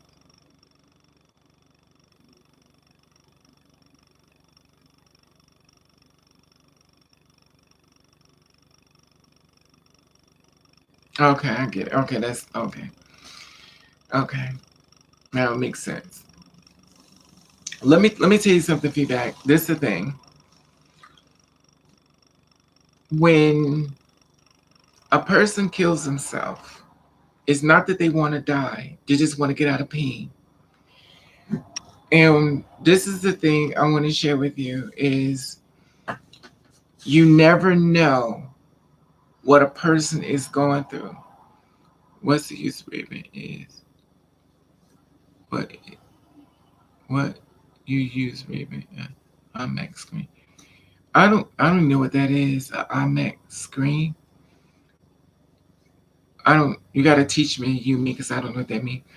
But the thing is, when a person's in a lot of pain, feedback, um, they become disconnected with the world because it's too dark.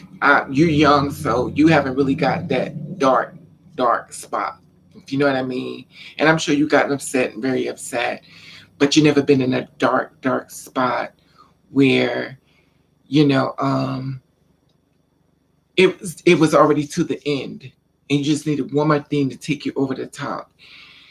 When you are a true spirit person, there is a lot of abuse by people that you trust. Apple. No, sweetie. I got a Optima, whatever that means. If that makes sense, I may be wrong. If I might be wrong, you got to educate me because I have no idea. Um, so when they get to this dark spot, feedback, sometimes it's hard to reach them. It's not just the man; it's everything. It's just lows and then something else and lows and then something else and then lows and then something else and lows. And when you get to the point where you done change your whole body, you got hormones running your body, you got society, you got people you trust, you got men, you got everybody that's coming at your parents, you got so much on you that you're not reachable no more. And it's the worst place to be is unreachable. So a lot of times, and I'm not saying just people, when they've been suppressed and judged so bad and treated so badly, sometimes they become unreachable. You don't have to literally die by committing suicide. You could literally die by on drugs and alcohol. And there's so many ways you could just die. But then you just, a lot of times, many of us are already dead. We're just still walking. But you think there's, but do you think there's to get out this? There's a way to get out of it.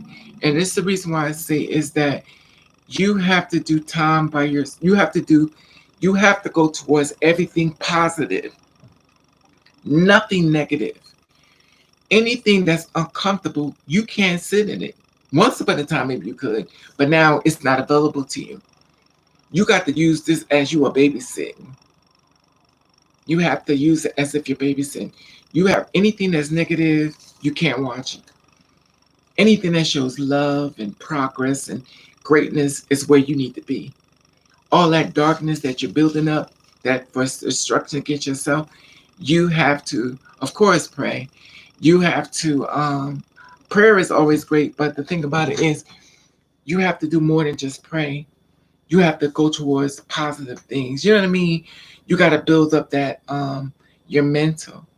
Because it's a lot. We're human, we're flawed, we're not perfect. We we take on a lot of things, and some days we can't take on nothing. Some days we could take on the whole world, and some days we can't take on one person. And sometimes that one person may be us. So, we're human, and sometimes things bother us. Sometimes things never bother us. Sometimes things in our past pop up in our head is bothering us. And the thing about it is that you never know when a person is on 10. I don't know. Good anxiety. I just think you have to focus on positive things. You have to find things that make you happy.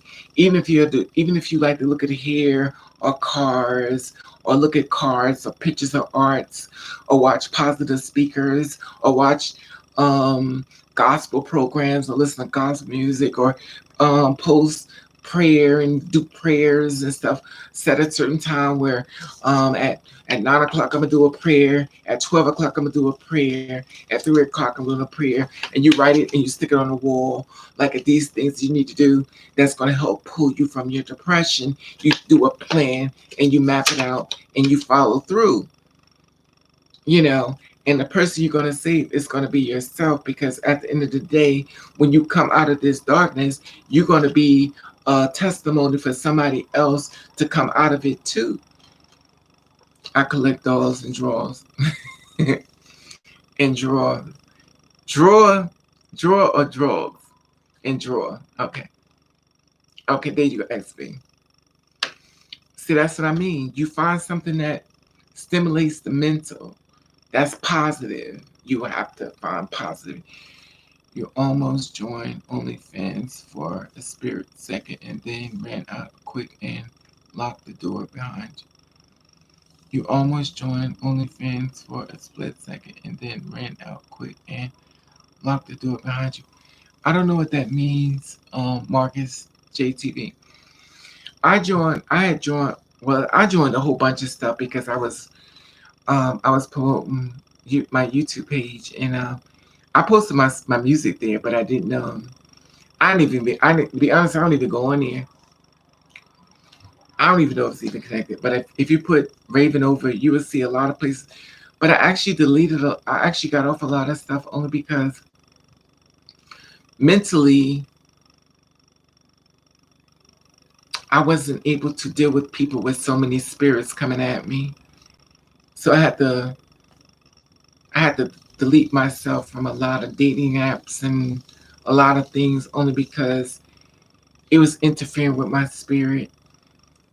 And I don't know about anyone else, but when I talk to guys off of dating apps, we have real conversations, real conversations. So I don't know if anybody else have really in-depth conversations of stuff they've been through in life, and we have real conversations, and it's never been about like a sexual intercourse. Of course, they'll talk about, but it's never been really on that low. Meaning you come close to be doing all that. I never came close to doing OnlyFans, love. I put a music thing up, but I never came close to doing OnlyFans. Um, because I think OnlyFans is for. I may be wrong, but I think OnlyFans is for porno. I may be wrong. You can correct me. I could be wrong. I don't know. Can I get advice about my boyfriend lost his mother? How do I help him without making him upset and sad? This is a thing, Zaya. What you could do is you could do certain things that will make him feel like he's suggesting it. Or you be kind of a little vulnerable. Like, listen, I got something I want you to check out. How do you feel about this? And it's kind of like something that he likes to do. And it's gonna kind of like you know, and it's gonna kind of like make him feel kind of good because he kind of know what you're doing. You know what I mean? But he's gonna appreciate the fact that you even trying, and also, it's just baby steps. But the loss of his mother is not gonna just go away. That takes centuries for it to heal. So it's not gonna just go away. But you could do little baby steps to like pull him into different directions and just try not to bring up the mother thing too much to him, and kind of do things that like pull out a movie and like make sure you watch the movie so it's not too deep, you know what I mean? Or do find little things that's gonna pull him to a whole nother area of, of outside ability of living. Yeah, it's for anything you want to put up there. I just happened to turn into a dog. Yeah, the thing about it was I was putting music up there. I think I put a music video up there, and I think that's all I put up there. But child, they pay me no mind. Yeah, just try to find things, but that's not gonna go away. I mean, there's nothing you could do. Your hands are tied, but you could kind of do little things, and and make him feel like he suggested, if you know what I mean. It's kind of like, and do little things like, hey, check this out, look at this, and like, well, listen, I want to read something to you, like get a book or something, like, check this out, this is funny, and start reading it to him. It's going to take his mind off of it. You can find a book about something and be like, yo, check this out. You like reading it to him. Like, I need you to hear this. You got to hear this part. And he'd be like, what is this book? Let me see it. It's kind of like pulling him away, but it's never going to pull him away. It's his mother. So, but you could kind of, go walks in the parks and stuff like that. Or, it's just like, just take him out the moment, but it's not going to be forever. Hey, Bang, how are you, sweetie? I love. Merry Christmas to you, sweetie. Smiley face, Santa Claus Christmas tree. I'm so greedy. I saw that heart. You know what I thought it was? Strawberries. I thought it was strawberries. I'm so greedy. I keep thinking of pears and strawberries. But that's not gonna go away, That is a surprise.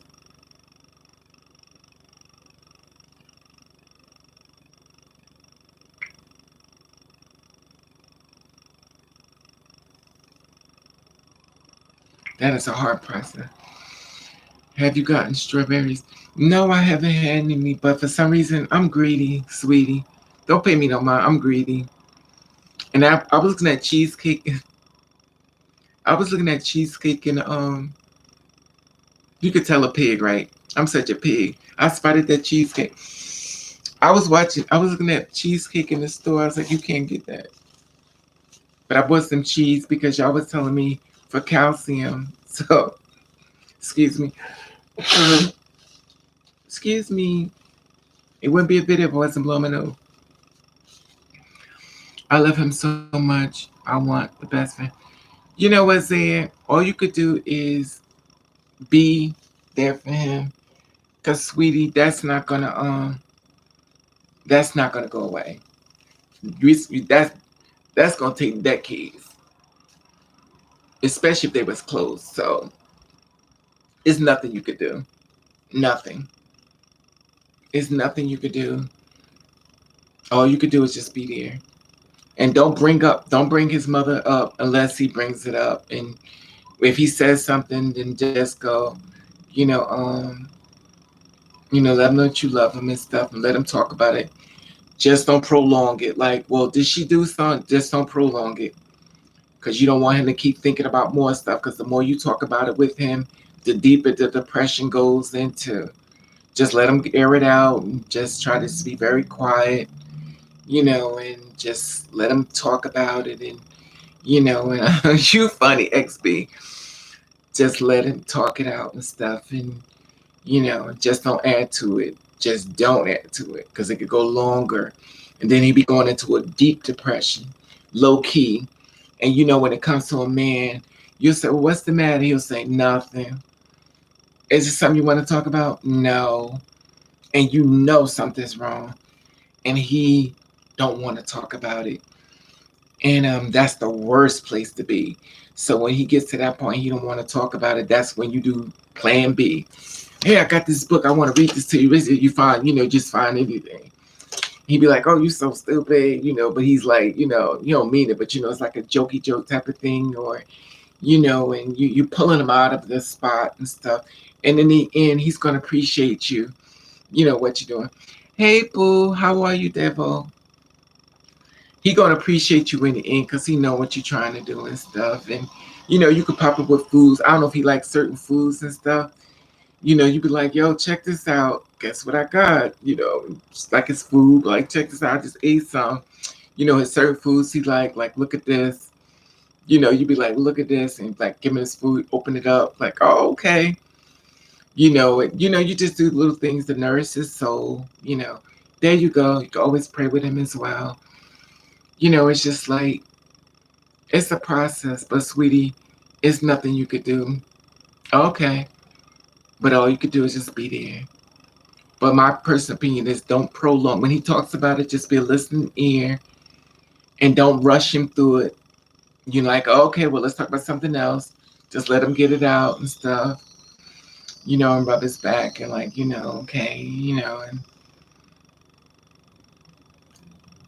and then because at this point he's hurting, but he's listening and watching you too, and he's also monitoring how you acting with him, and don't be argumentative with him and stuff like that, because he'd be like, oh, here it is, I'm going through something, and you trying to, you know what I mean? So, hi, Raven. I didn't know you were back. Hey, Davis. Yes, sweetie, I've been back. I've been back for an hour and 46 minutes. Okay, I won't watch. No, sweetie, because we talking about decades. It ain't going away for a week or next month. We're talking about decades. It may be 20 years from now, so don't beat yourself up. If you have living stories about your life, do you have any Christmas stories of your life that you want to share, good or bad? No, they both. I give him massages. I take care of his feet. Okay, let's hear it for the feet massage. No, sweetie, I don't have any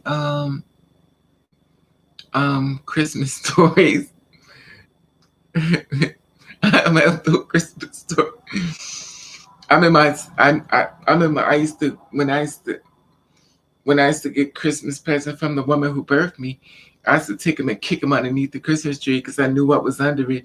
It was a pair of socks, it was a house coat, it was long johns, and that was it, and clean underwear. She bought other people microwaves, TV sets, luggage.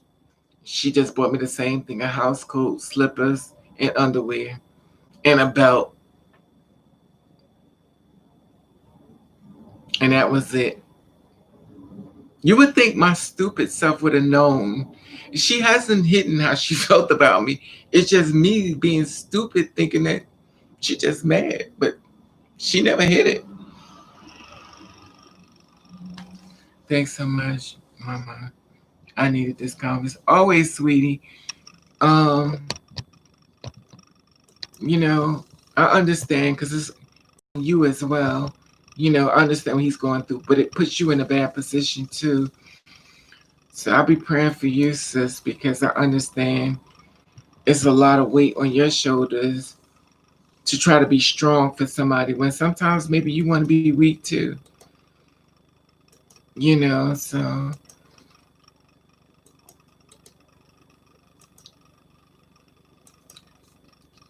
and there is my Instagram in case some days you need somebody to talk to. Um that you need that you need somebody to talk to you without a whole bunch of people around. Where you wanna, you have the days where you can.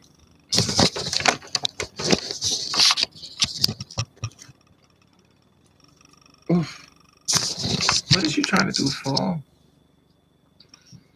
Is she trying to fall? You have those days where you just wanna when you have those days where you just like he's getting on your nerves and you need to vent, you can talk to me because your secret be safe with me. I talk to a lot of people behind the scenes and I don't, sounds like my no good father. Yeah, it's something amazing inside of that Devo never brought me. Well, the father helped created me. He took me Christmas shopping to buy me a bunch of clothes. And when I went back home, he took it all off a layaway. He took it all off of layaway. He gave me nothing. He also told me, that the girl who was pregnant, I wasn't nothing but a babysitter. She was using me. He also told me that in order to be his child, you're supposed to have another partner. You shouldn't just be with one person. You're supposed to have other women at that time. I was like, so you trying to say you cheated on the woman who birthed me because you got another family? He's like, you're not supposed to just be with one person. You're supposed to have a whole bunch of families. You're like, I always got me a backup. I was like, should you be telling me this? So you let me know that you cheated on this crazy woman. Why she crazy? Because you got another family. And lo and behold, he did. But the father who helped create me is a felon. He's a felon. He's a criminal-minded person. He likes to do things that are negative. He likes to beat up people. He likes to try to run people with their cars. He used to think things that were so, maybe that's why I'm crazy. The thing he used to do is so negative, and he thought it was so funny. Maybe that's why I laugh at things that's not funny. Maybe I got some of his loca inside of me.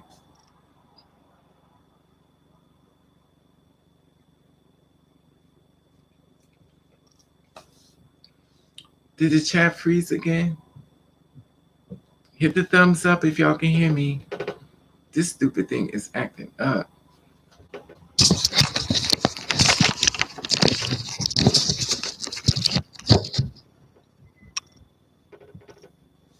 Is you falling?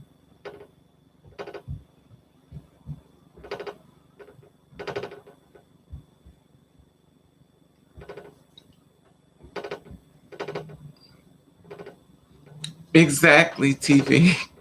That's what he said. No, he's from Atlanta now.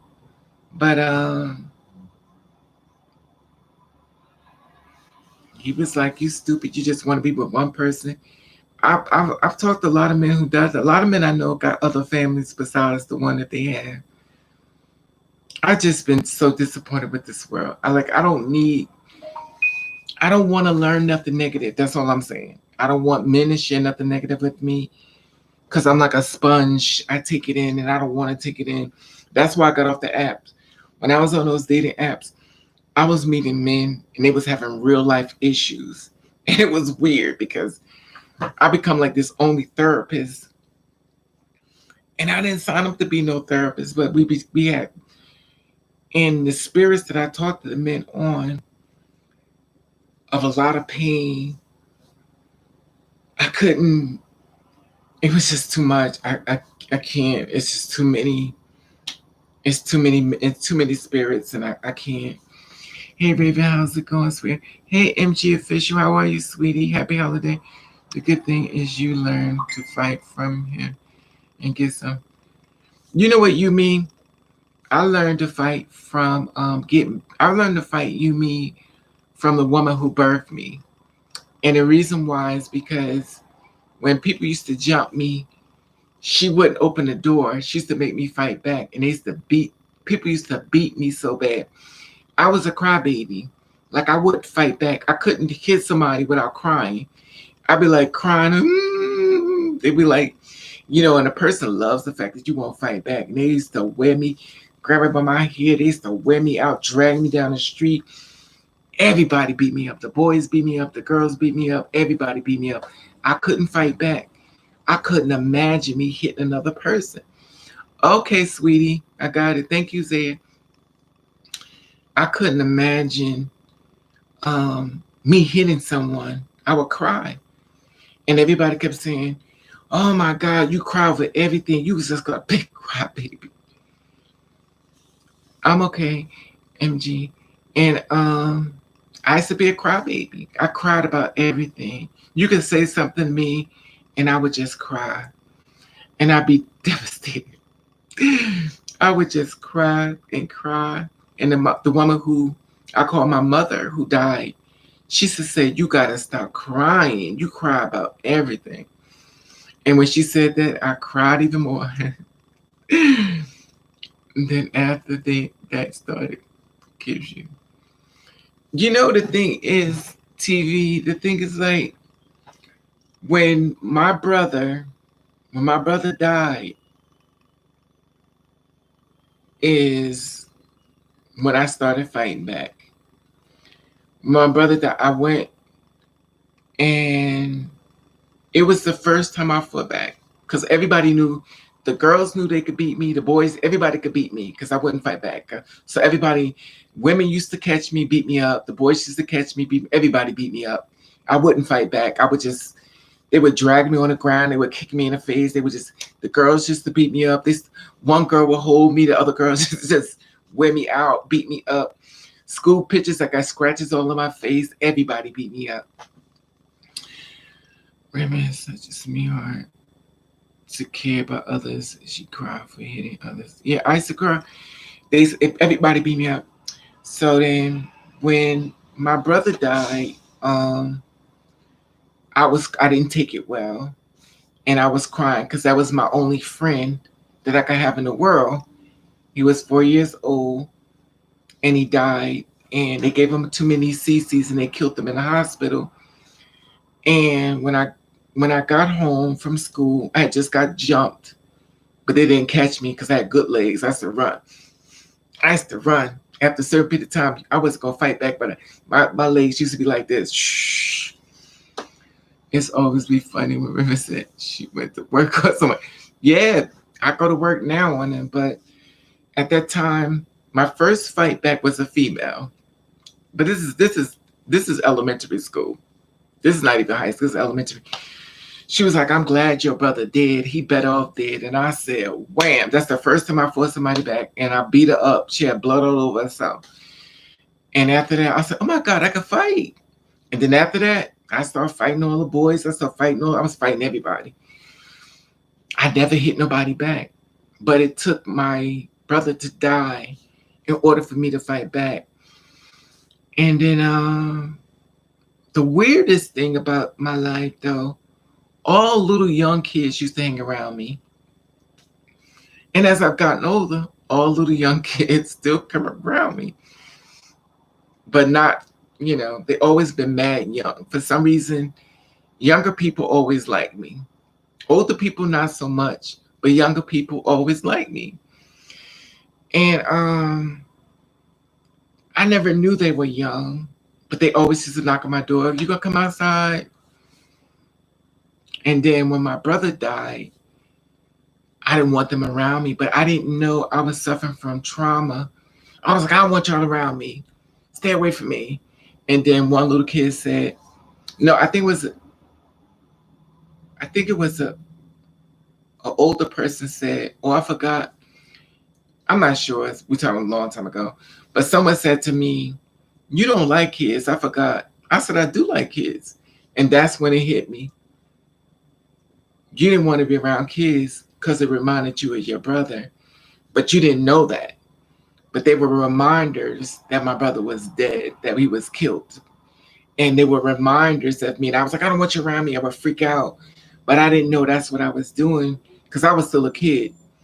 I wasn't even in my double teens yet. I was still in you know, the younger ages. So I wasn't in puberty at all. So I was under 13. But I was a kid then. But once I started fighting back, the rules changed, honey. The rules started changing, and then got jumped a lot. They never would give me a fair fight. They always jumped me. I just kept getting jumped. I kept fighting. The woman at Berkeley kept taking me out of schools after schools after schools.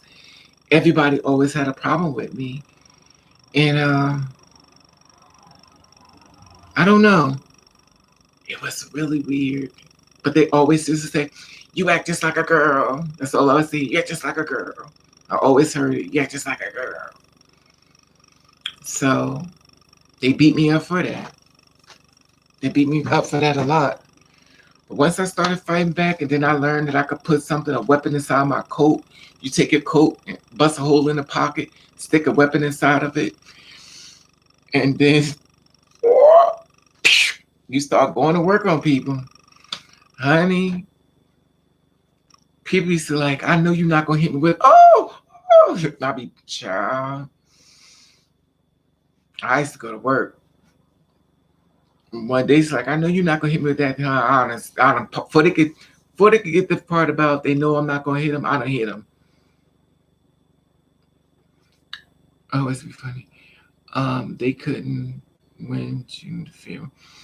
They jumped me. I got jumped a lot. I get jumped by two, three, four people. One would grab my hair, one would pull me this way. They be just jumping. And me, but that back then I didn't know how to fight. So it was easy to beat me up because I couldn't imagine me hitting you. I would start crying by hitting. When the woman I call my mother, she said, when did you start fighting? I said, what do you mean? She said, you could fight. I said, yeah. She said, when did you start fighting? Like you was the punk of the family. You ran from everybody. Everybody was shocked when I started fighting, man. They was shocked. They was like, you was like the big crybaby. The crybaby's fighting in the family. The crybaby's fighting. I was the crybaby. You didn't have to hit me. You could say something hurt my feelings. I was like, you hurt my feelings. And I'd be getting devastated, the heavy breathing and I can't breathe. But baby, when they beat your butt enough, trust me, that dose, when it comes back, they don't be ready for it. But, as I've gotten older and stuff, and I shouldn't still be fighting. But I learned once I got out of high school back in 1900, I said I wasn't going to fight anymore. I was never going to fight again. And ever since I said that, I've been fighting. Your mom thought there was hope now for you. Yeah, they were shocked. They said, you walk like you could fight. And it's funny because people like, you walk like you fight. I hear that a lot. I'm like, no, it's not me.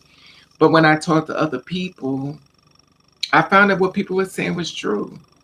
Excuse me.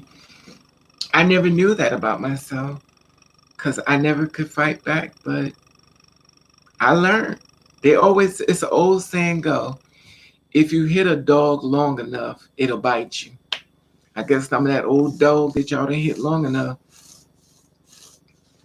But it took my brother dying to make me wake up. Because when that girl said, I'm glad. But then the father who helped create me, not the one above, but the one from hell on this earth, the woman who birthed me sent me to be with him because I wasn't dealing with my brother's death well. And he beat me up.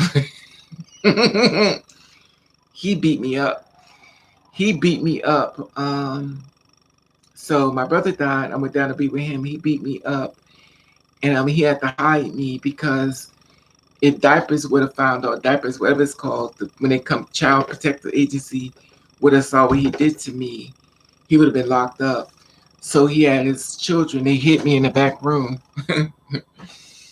And he had busted my nose. My whole face was like, dude.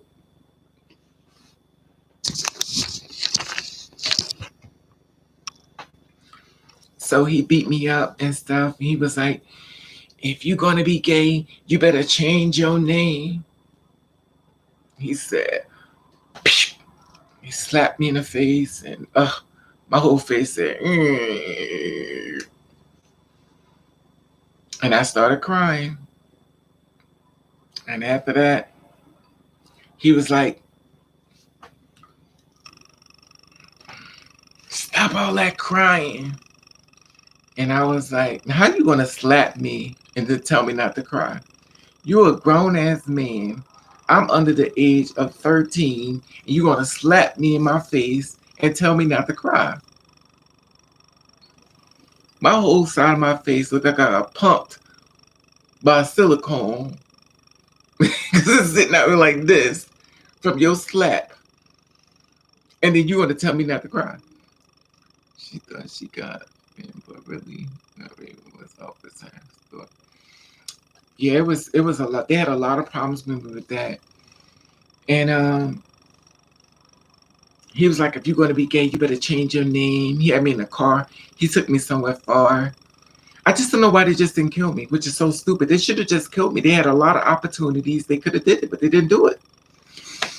Now that I've gotten older and realized how men kill their kids for not being a certain way, they could have did it a lot of times. Excuse me. So he was like, since you such a crybaby, get out my house. Hey, pretty natural. So he was like, get out my house. So I he said, since you want to stop crying, get out my house. So he kicked me out. So I went upstairs. Now I'm all the way in a whole nother city away from the woman who birthed me. So I'm in a whole nother city. I mean, hours away. So he told me, get out of his house. So I went and I got my bag and I had some money. And I went to the train station. So I go home. When I got to that train station, he was right there waiting for me. And when I tell you, that man beat me up so bad, y'all have no idea. He took me and so he had one of his stepsons. He drove the car, but see, I got one of them really bad fathers. I'm not talking about one of the good fathers. I'm talking about the real bad felon, killing, the one that goes into prison to fight all the men in there. He's that type of guy, black belt, start troubles with people, the kind that you shoot on the street because he crazy. That's the kind of father I have. So he took me, he caught me. I had the suitcase, had this big suitcase in my head, and I was running. I got to the train station. All to do was pay for my ticket, and I was free. I was a runaway slave. I was trying to get away from the master. So I was running and I was getting to the train station and I saw the train station. My train was coming and I was running and I was running. I was running down streets and I was running. I don't know how, but I was getting, excuse me. Excuse me. Would be a fit if I wasn't blowing up.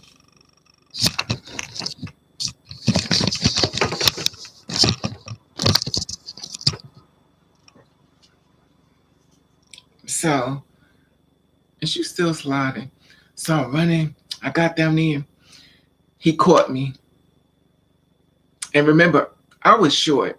It's funny. I used to be short for years. Like I only got tall when I got in the 12th grade. I was always 5'7", 5'8" the most, but I was 5'7", and I was short. So he grabbed me, and he's like, grab the suitcase. He said, "Where you think you're going?" I said, when I tell you, I understand what it's like a slave running and the master's catching you. He took that suitcase off my head. And anybody knows when you little, the father grab you by the clothes, he lifts you, he start dragging you, and you falling, and he dragging you, and he's buffed. I don't have a little skinny fight. He's buff. So he's like Mr. T, or should I say, what's the wrestler name? The Rock. Do you smell what the Rock is cooking? He's like him. So he grabs me and takes the suitcase off my head. He throws it on to the car. His sons are in there. My stepbrothers, they in the car and stuff, and they looking at him. They're all scared. It's like a joke. It's like a Joe Jackson moment, which is not funny, but so they scared. So they looking at me and they're like, "Oh my God, I'm about to be murdered." So it's nighttime and he takes me. He's strong, so he takes one hand. I think I weigh about a good 70 pounds most. He goes, bam! He slams me onto the car. All I see is the lights shine. He pulls me and it takes me. He throws me into the car. I go straight into the back seat. He gets in the front of the car. He starts driving. And I'm in the back seat and I'm crying. I'm like, almost got away. And I'm crying. He said, Arr! He said, you. Remind you, everybody's in the car is underage, not supposed to be driving. He took my stepbrother. He said, you drive. My stepbrother said, okay. He's scared. And he's little like me. and he's getting behind the wheel. He's like this. So he's little trying to drive. And the father comes in the back seat with me. He says, since you want to be grown, he got on top of me. He took his knees and put it here. He put his other knee here. He's a big man. And he said, wham, wham, wham. You know, somebody pin you down. And all I saw was bright lights. I saw, when they say bright lights, I saw white lights everywhere. I saw bright lights, bright lights, bright lights, bright lights. And when he finished with me, my eyes was like this, my nose was like this, my lips. So I'm swelled up and I'm bleeding, of course. And he snatched me out the car. I've got abused and insulted by my dad. One day, I punched him in the face after he dropped me off at the house, and he went to cry to my sister. I haven't regretted ever since. Exactly, MG. And but this man is enraged. And the thing about it is, my father, I don't want to call him my father. I want to call him, them parents that I have, they are fine. The woman who birthed me is beautiful. Like, she is naturally beautiful. Maybe because I look like her, but she is like really beautiful. And the father is fine. Like, he is fine. He's super duper fine. And the women used to go crazy over him. Oh my God, the women used to go crazy. He is fine. But he was straight from hell. He was Lucifer special. And he had no problem fighting. And so after he beat me up, he had to keep me in the house. And my aunt, who passed away, she heard something that happened to me, and she called to the house to find out what's going on.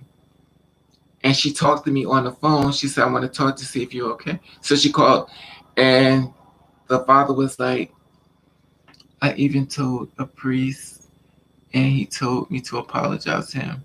I never did.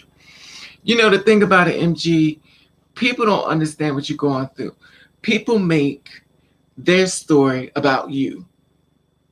They wasn't there. They wasn't there with the abuse. They wasn't there with, they said, well, this is what I would have did if it was, but that's not you. You didn't go through this.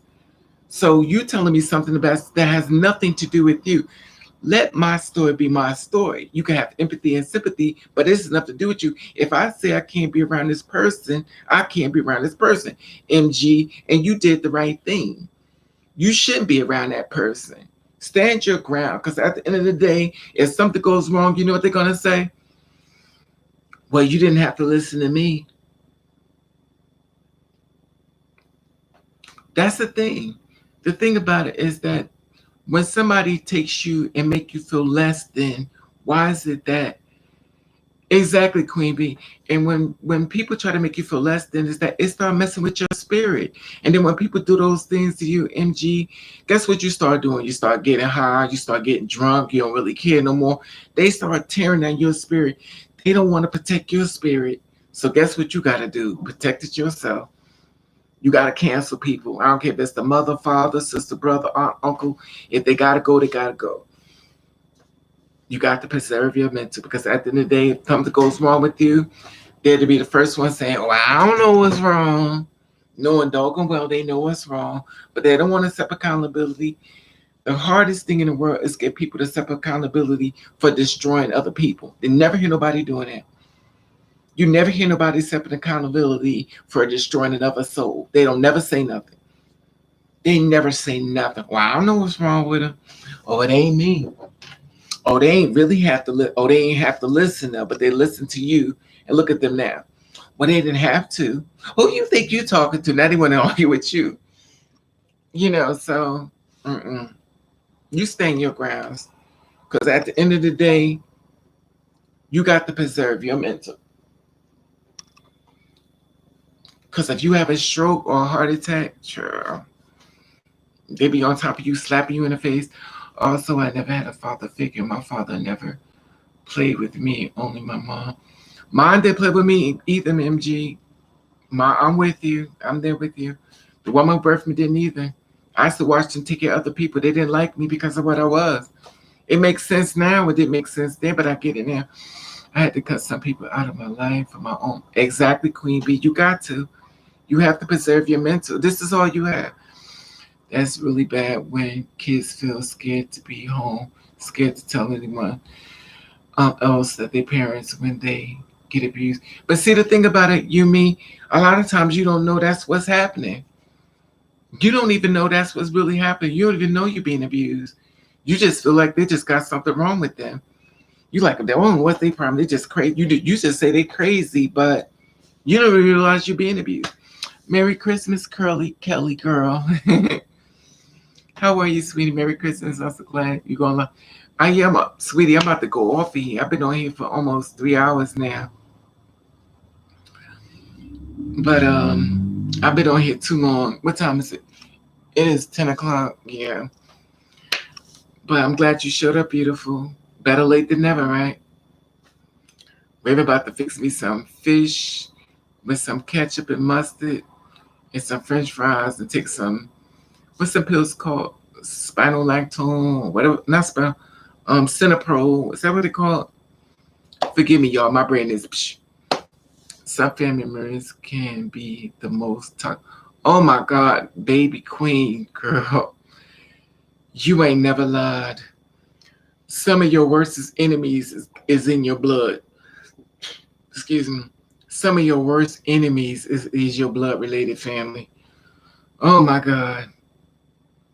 Oh, the worst.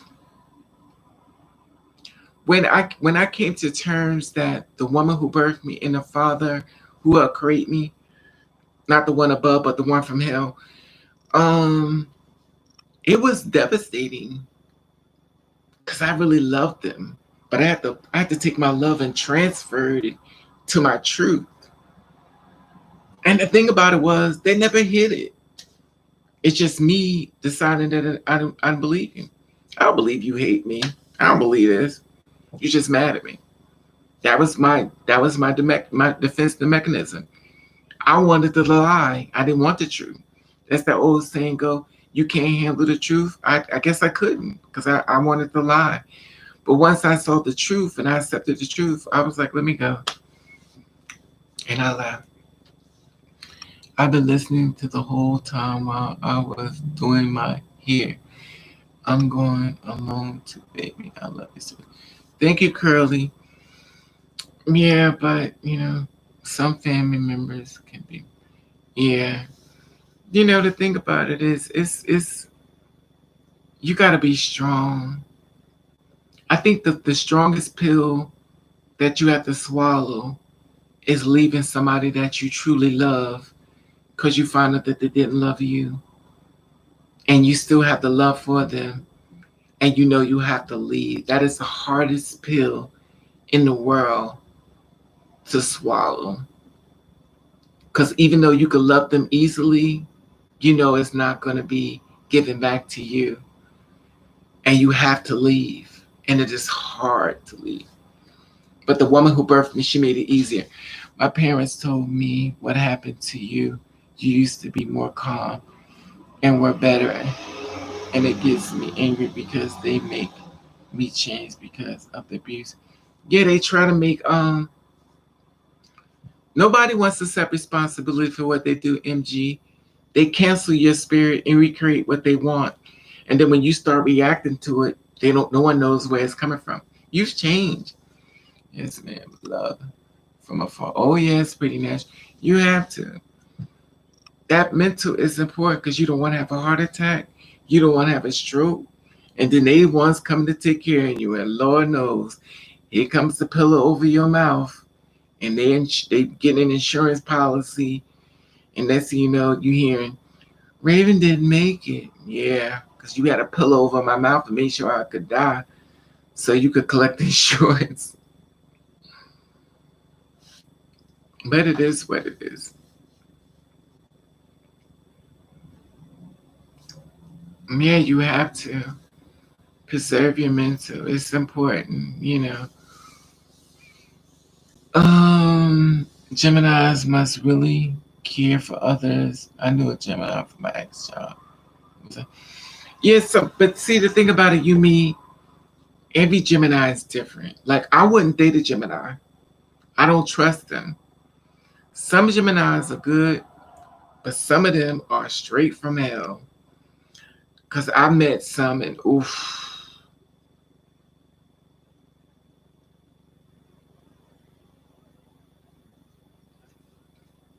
you're getting the real tonight. Thank you for hey 3000. I mean thank you 3000. Um but you know what I used to do? The woman who birthed me is a Virgo. And anybody, if a man told me he was a Virgo, I would go straight to her. I said, first of all, we ain't gonna get along. Soon as he said he was a Virgo, I was like, we don't get along. Pick somebody else. What's your problem? I said, no. Anything that smells or anything that mixed with, you got to go. I don't like you because you're her sign, and anything about you is like her, and I don't like you. I didn't even do nothing to you. Oh, you ain't got to, because I already know the kind. I relate them to her. I will get hit or yelled at for dumbest reasons. I hate my. Yeah, MG, I did too. The woman who birthed me used to beat me to teach me. She used to beat me to teach me, and she would always slap me. She always slapped me in the face. Everybody slapped me in the face. My poor little face.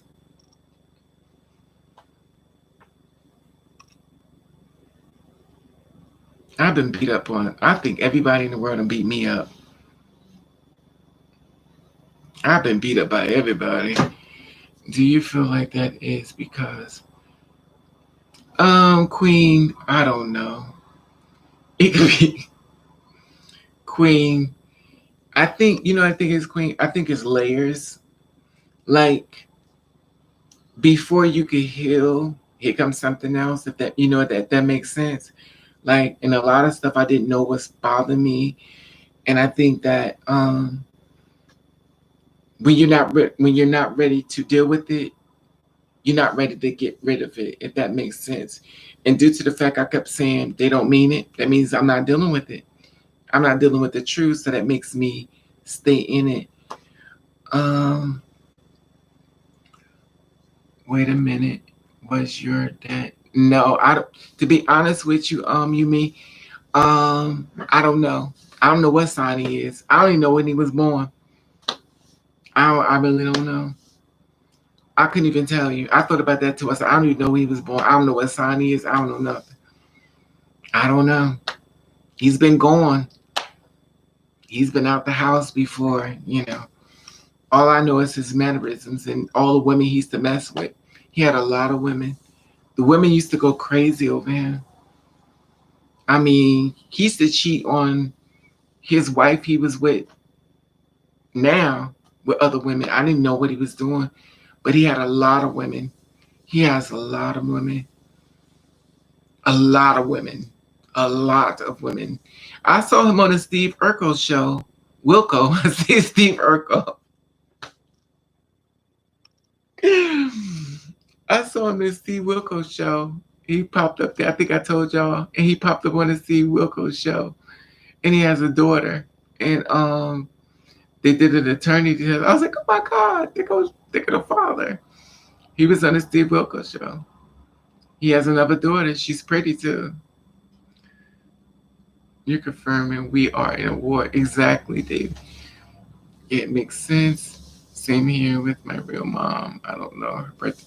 I know the woman who birthed me birthday only because she's the like get her a gift.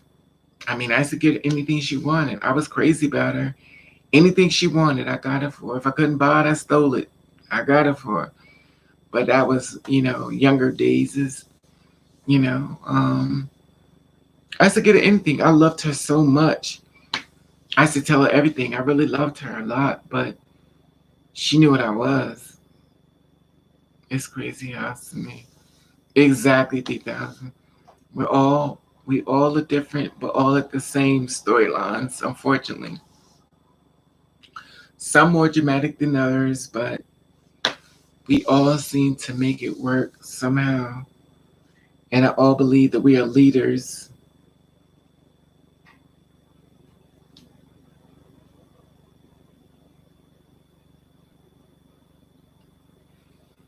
with the strength of leading, even though sometimes we don't feel like we got enough strength to lead. We're still leading. Every person on this live that's been through something is strong. You're stronger than you think you are. You took it on battles that a lot of people couldn't do. Whether you want to realize it or not, you made it. Maybe you make a good friend even to strangers. Thank you, Yumi. I'm just like y'all though. That's why I tell you, I'm not perfect. I fall down more than most. That's to let y'all know to be prepared. And I always tell you practice ignore is for Raven. Cause I suffer a lot of traumas and stuff, and it depends on the time of the day. And sometimes I could deal with it, sometimes I can't. I can't have a man because if he dogs me, I have to be able to cry and just let it go.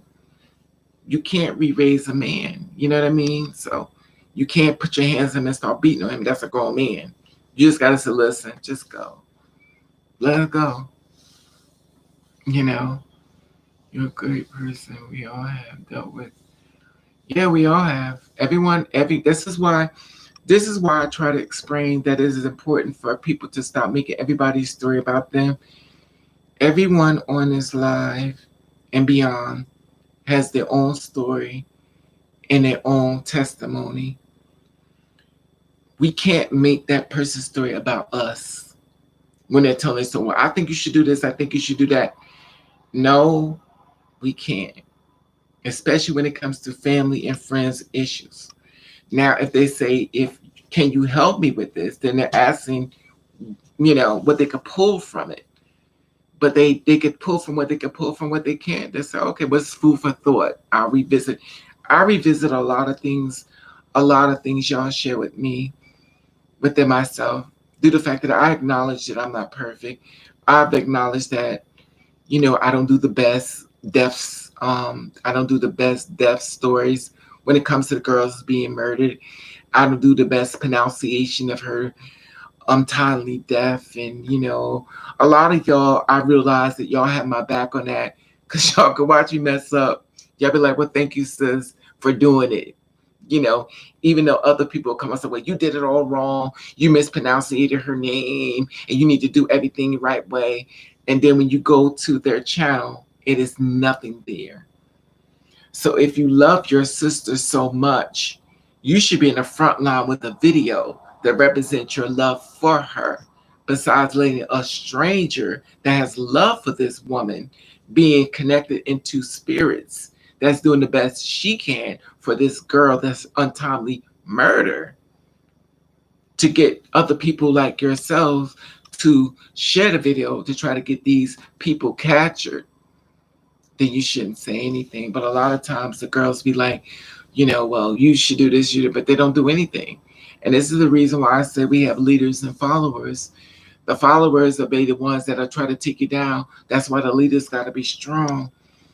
Because even though you lead, and sometimes you don't want to, but you just put in the position when no one else is going to do it, that you do it and hoping to help somebody, and somebody will catch on to try to help you to help somebody, and somebody will catch on with that person to try to help you, and you build up on the helping people as a chain of growth, and not policing people for being perfect, when we're not perfect and stuff. But it is what it is. But we can only do the best we can. We can only do the best we can, and that's it.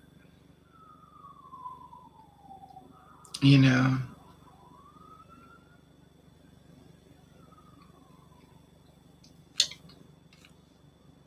You know what? I was having a conversation with a girl about adoption of children, and I was watching documentaries out adoption, gay people adopting children, and I was watching how cis people are upset that gay people are adopting children. I love you more, and I'm like, this is the thing that gets me with cisgender people. Not all, of course, the ones that's anti-LGBT. You don't want to take a child out of adoption.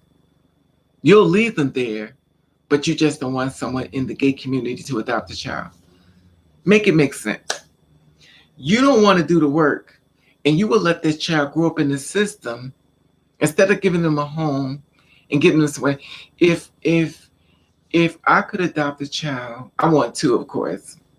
I would like four, but my budget, I better try to get to one. But for my budget, but anyway. So if I could adopt children, I would. But I'd like to adopt four children.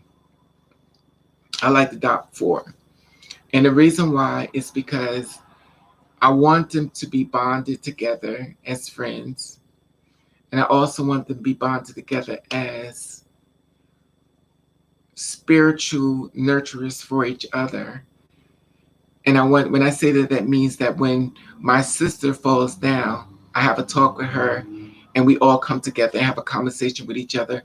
We do things within a group, and we build our bond, our unit so strong that nobody could break it. I want it to be like the family that prays together, says together. Now when you do stuff like that, you throw it out into the world, it's gonna get challenged. I mean, you're gonna get one that's gonna defy everything. That's not gonna do nothing you want to do and go do the opposite of everything. But it is what it is. Anyway, so everybody, we're coming to that time of the night where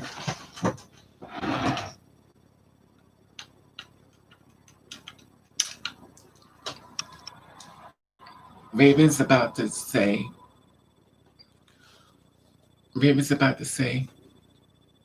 it's 10:19. Gay people adopting kids is normal. They want to raise them and teach them. It's the thing about it is, MG, is that I would love to have children somewhat. I would love, if I had the opportunity to adopt a child, I would love to adopt children.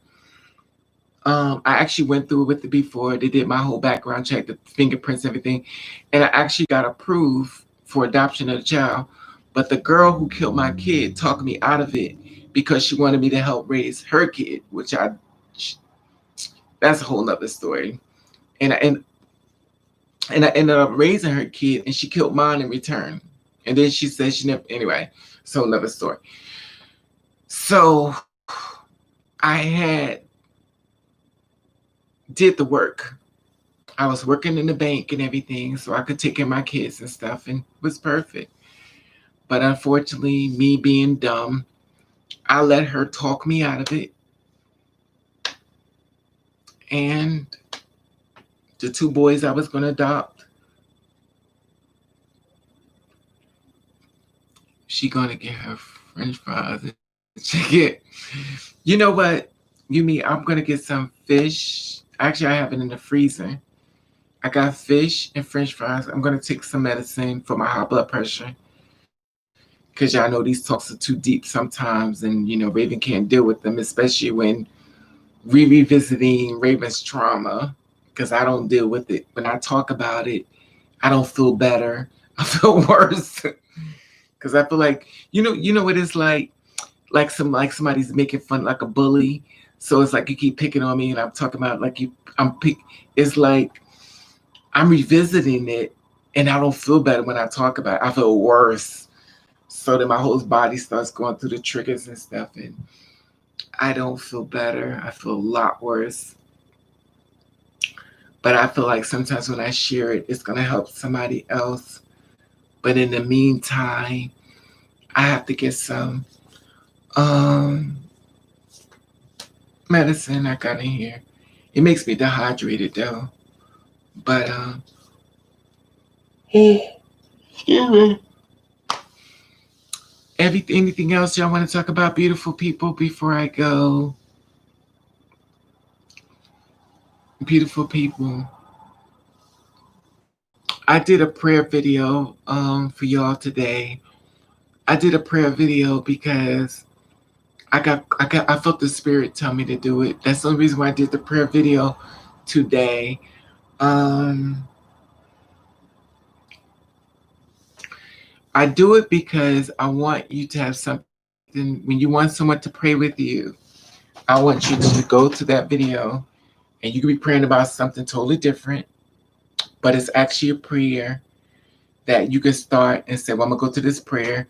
It's like 5 minutes or 8 minutes, and I'm gonna pray with Raven, and we're gonna pray together.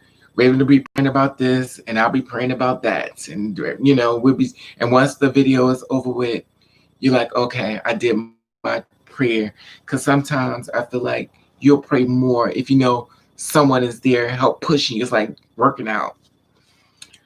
Let me not say nothing to remind you. No, it's okay, Yumi. I'm just saying it don't help me. Have a great night, Raven. Love you with all the heart. Love you more, MG. Hope you can sleep well. Yumi, I will. I got some medicine. I'll take the medicine, and I'm gonna start eating. I got some food, and I'm gonna eat some food and stuff, and I bought some bacon. Excuse me. I bought some bacon, something I'm not supposed to have, but I put that. And Raven, check out Diamond Styles. Also, I'm already on her thing, Diamond Styles. I I've been on her thing a few times. I talked about her in an interview when I was talking to the journalist about her and another girl. I have no problem supporting other girls and stuff. And Letty Babe, and a whole bunch of other girls, Gabrielle Hurst, and there's a lot of girls on here that's of color, um, that's do different things within the girls and stuff. Um, we wow,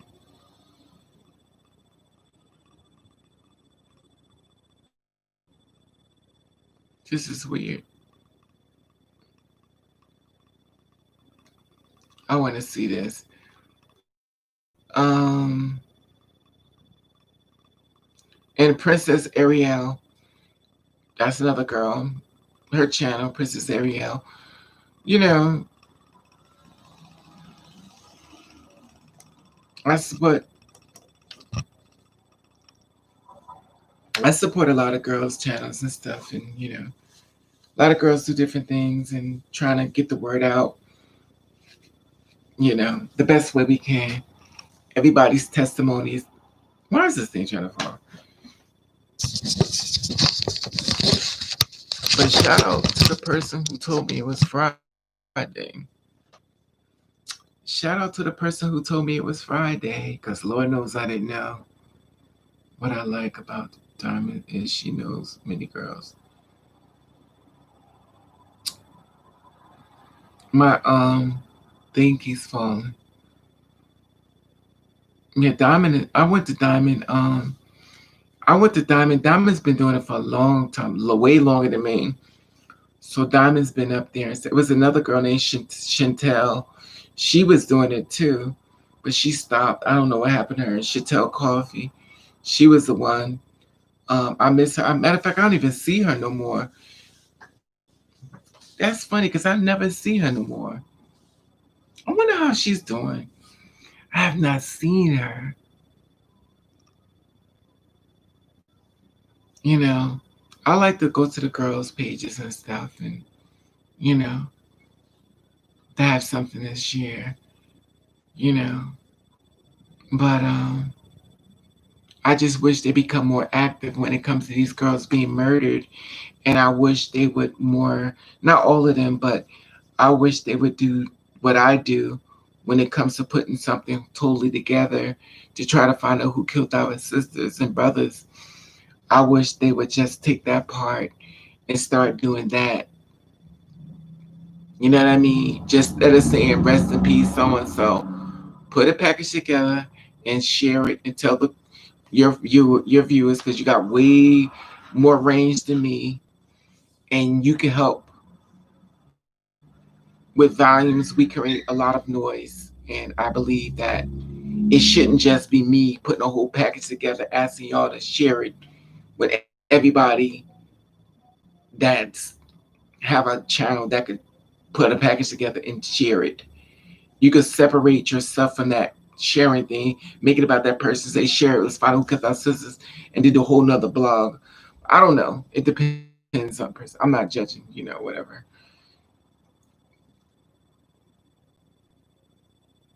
I would like to see the other girls not doing it no more. I would like to see the other girls not doing it no more. What do you mean? You mean like not doing what, sweetie?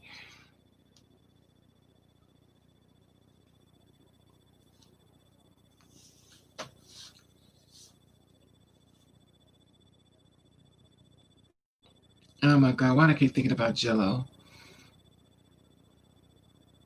I keep thinking about food. Oh, you is so greedy, Regan.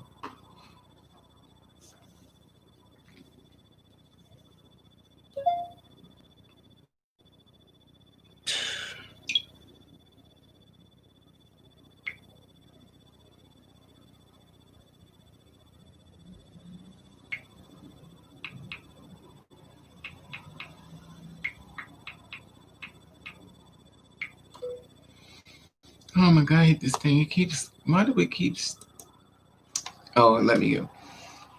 If you got guts enough to go out and have the fish look as two spirits, you have the guts to step your pussy up and fight in this raven to protect your sisters. I mean, the girls, you wonder how she is doing now. If you got the guts enough to go out and have the fish look as two spirits, you have the guts to step your pussy up and fight in this. Exactly.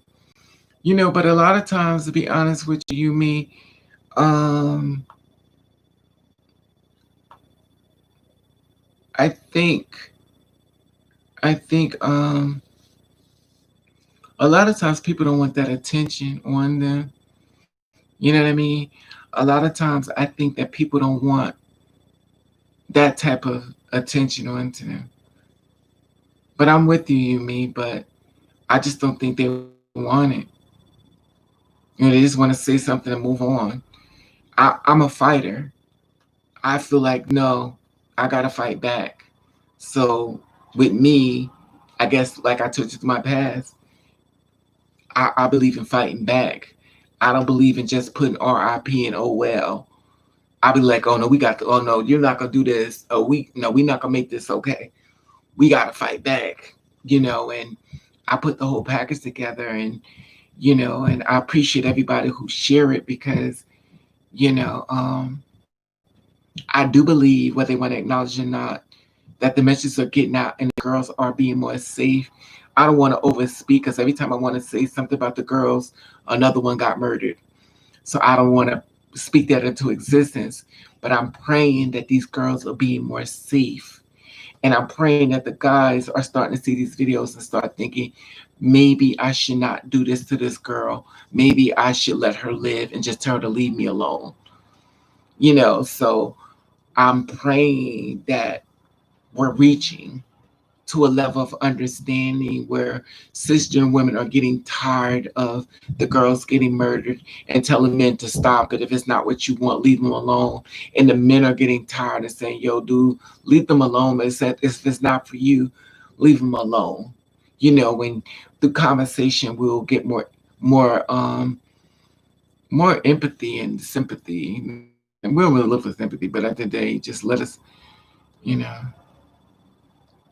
I mean, the girl, you wonder how she was doing now. They too busy being like the LGBT. Yeah, the thing about it is, you mean a lot of them don't. A lot of them are like me. In the beginning, I didn't know.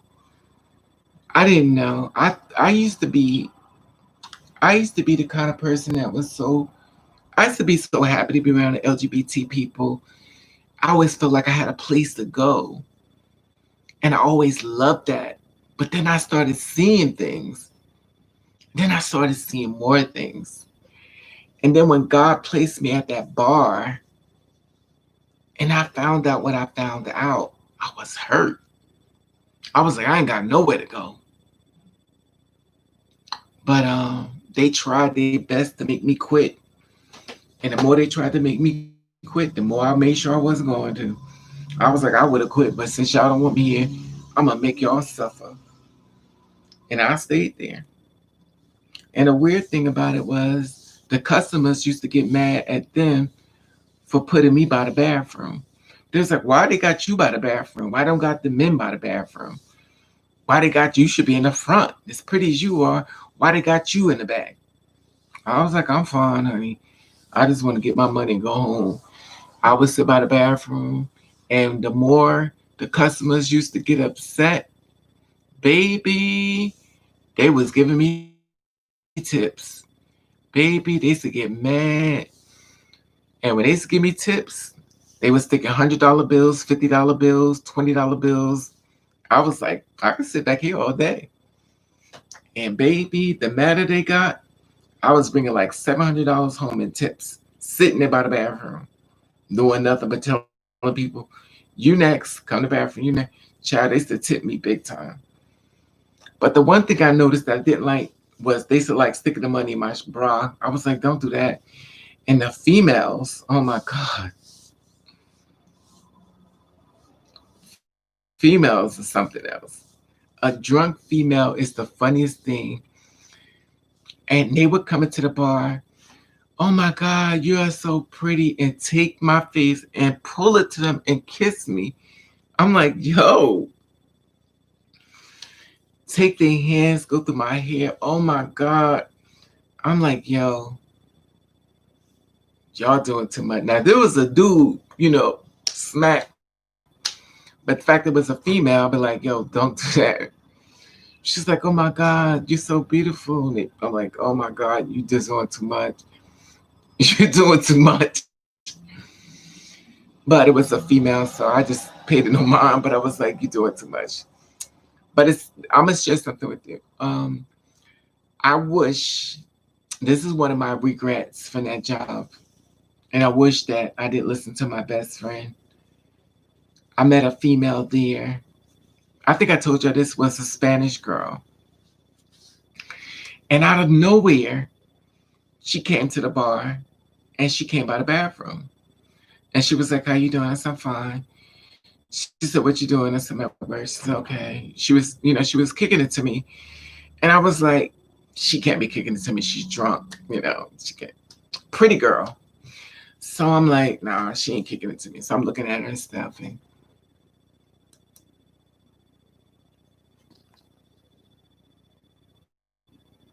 oh yeah, they do a lot, you mean. Females are very funny. Especially when they've been drinking, they're very funny.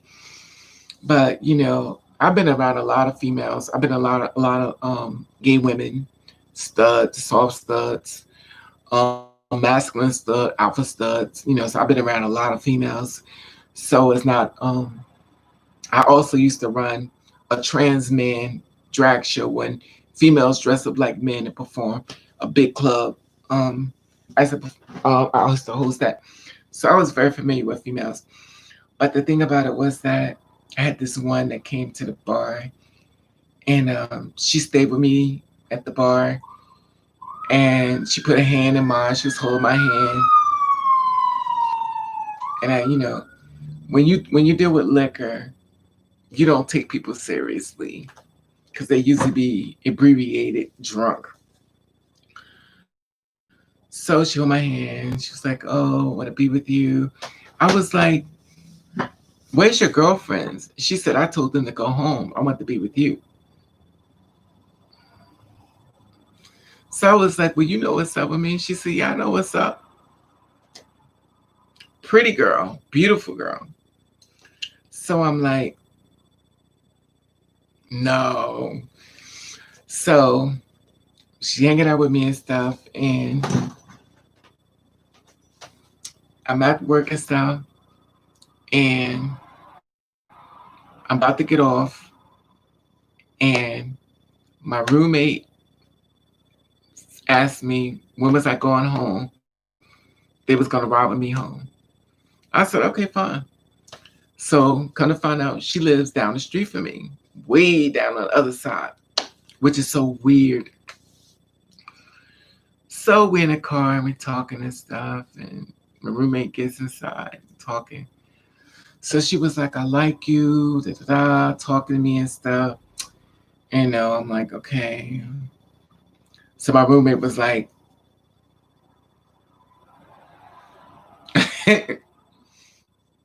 he was like, no, no, no. And she was like, I like you. No, no. So listen to him, listen to her. I should listen to her and not to him because I probably would have been with her. So I took her home. And after I took her home, I was like, here's my number. Call me in the morning when you're not drunk. She's like, I'm not drunk. Okay. Okay. Well, call me in the morning when you're not drunk. She said, well, here's my number. You call me. Fine, I'll call you. So the morning time come, woke up, called her, wanted to make sure she got home okay. Woo, she let me have it. She told me off. She said, I wasn't drunk. What is your problem? I was like, well, I was trying to respect you, so I asked for your respect. She said, your problem is you don't listen. First of all, I'm not taking a drunk female home to my house that I just met on the street. Sorry. Now you mad at me for not taking you home with me. I'm not doing it. And she was pissed. She told me where she worked at and stuff. I actually went there to a job, but let me stop lying. I went there years later. I went to a job years later, but I don't think she worked there. Or maybe she do. I wasn't looking for her because I went there with my sister. Well, my play sister, of course. But I think I would have been with her. Anyway, I'm supposed to be saying good night. What time is it? 10:40. But I guess I don't know. It's all a part of God's plan. It's all a part of God's plan. Whatever God has for me is for me. Whatever God has for you, it is for you. I just hope it ain't bills.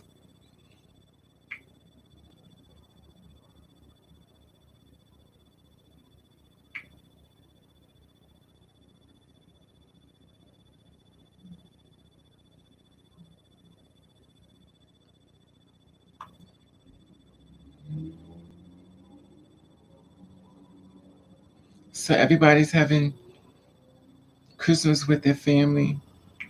It's beautiful. Wow.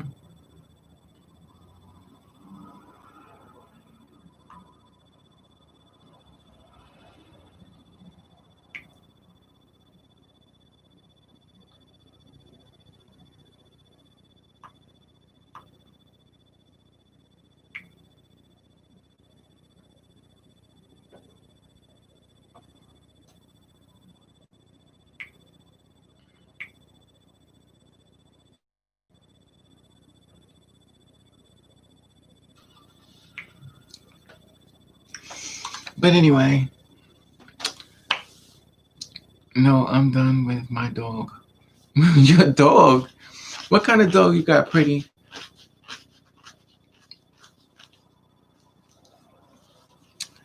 Oof. I can't wait to take this shit off. You know what? Hair gets these wigs.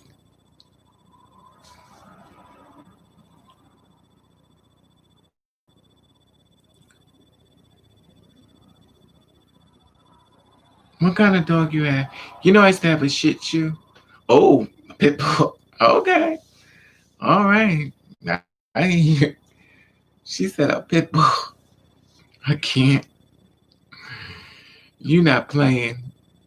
She is not playing with the kids. She but a pit bull. I can't. Mm-mm. Well, it's safe to say you are protected.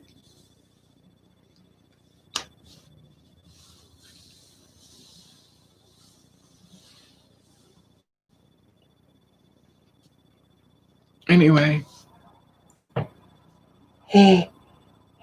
excuse me. I wonder what you be down at Raven when you look away down.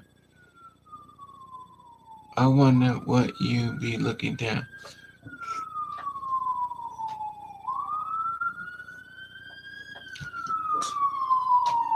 That's what I be looking at. Remember, you sitting on my count. Well, if you don't know it, you sitting on my counter. And if you watch enough of my YouTube page, you know my little counter. This is exactly right. This is where I play the keyboards at, y'all. And I actually sing into this that I'm talking into. I'm not singing it to a mic. I'm singing it to this thing, which can go in and out, in and out, in and out. So it don't go all the way the same way. So um I think I did a video. What's the last video I did? The singing one about, I don't forget what about, y'all. That's the one thing I always said. I don't even know what these. I could never remember the songs I be singing, y'all. I don't even remember the lyrics. I just be throwing them up. I thought it was your phone. Yeah, my phone is here. My phone is here. And right here is my CDs. And my Bible is right here. And this monitor for this computer is right here, which keeps going up and down. And of course, my dresser is here. I think this dress is here. And I just find it really weird though.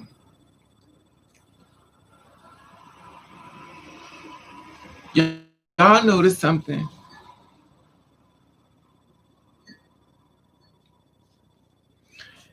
Now I'm about to clear this live real quick. Watch me scare everybody off here. Remember how I tell y'all spirits be near me? Have y'all noticed since I've been going live, this thing right here? Have y'all noticed this?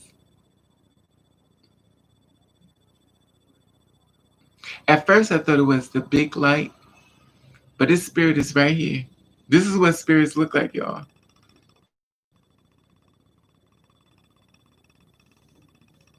This is it. And this spirit been right here. Look at this. Can y'all see this? Can y'all see that? Can y'all see me move the spirit head? Watch this.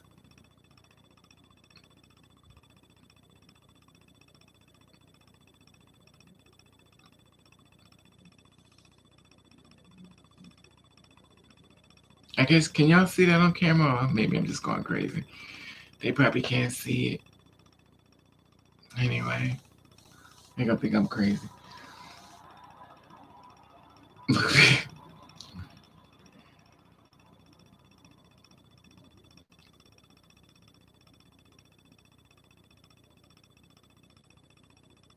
Can y'all hear me? If you don't tell me you're gonna shut my computer off again.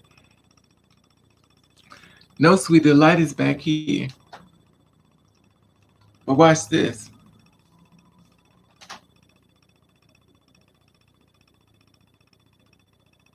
Look.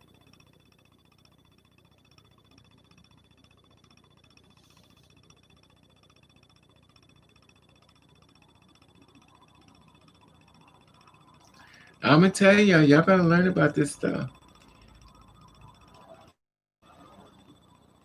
I want y'all to watch it, cause the camera can pick it up sometime. Look.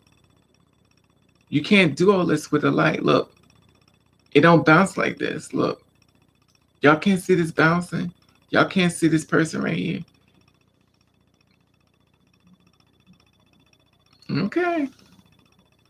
Now I'm gonna show you something. I'm gonna turn the light on and watch what happens.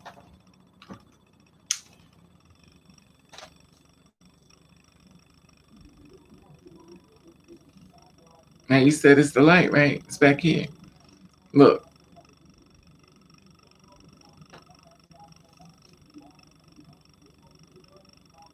Now watch this. Now see, this is the thing I'm trying to tell you. See, y'all gonna learn about this stuff.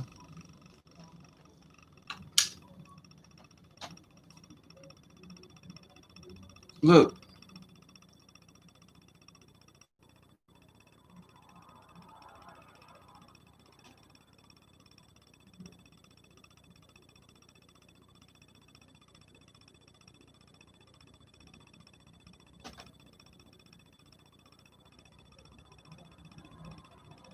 Okay. Y'all learn. Once y'all. Anyway, y'all never believe me anyway. I be trying to tell you. Y'all never believe me. I have a room full of statues, and my computer keep going down. I be trying to just. I don't believe you. Anyway, the camera picks up every light.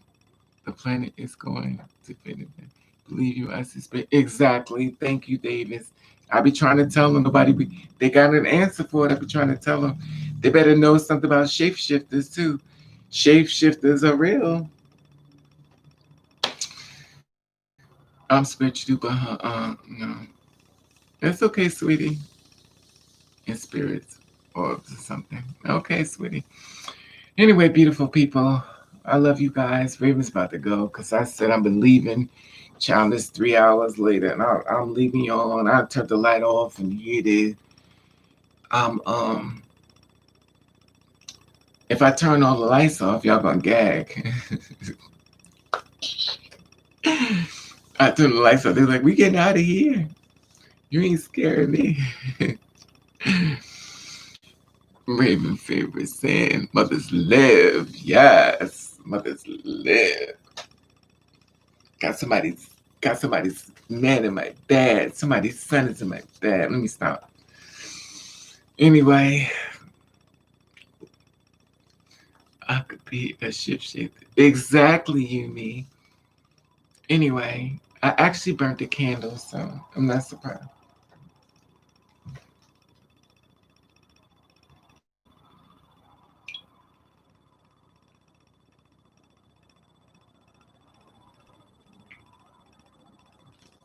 But anyway, beautiful people, y'all go ahead and get y'all some rest because you know where I'm going. I'm going to the kitchen and I'm gonna be a fatty. I'm gonna get something to eat. I love you. Be safe. I came live because I know y'all be wanting me to come live. You know, it's not one of my favorite things to do, but since y'all be asking me to do it, y'all like it more. I try to show up for you, especially on a Christmas Day, and show y'all some love. You know, um, you know, um, let you know that you appreciate it. And of course, love that I love all of you, and I thank you all for coming into my life because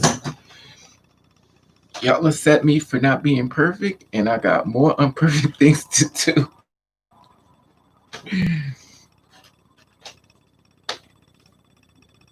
Good night, everybody. Please be safe. I ate again. What you eat, Deshaun? Deshaun said he ate again. Deshaun, what did you eat? Good night, Davis, Deshaun, Yumi, Salt and Pepper, Davis, Pretty Natural, Mark, UG Official, 3,000.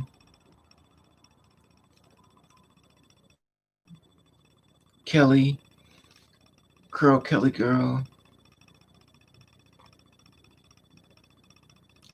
Curly Kelly. Kelly Girl, Queen Bee. Kelly Girl used to be a temp agency. I used to work for Kelly Girl, Queen Bee, MG, XB,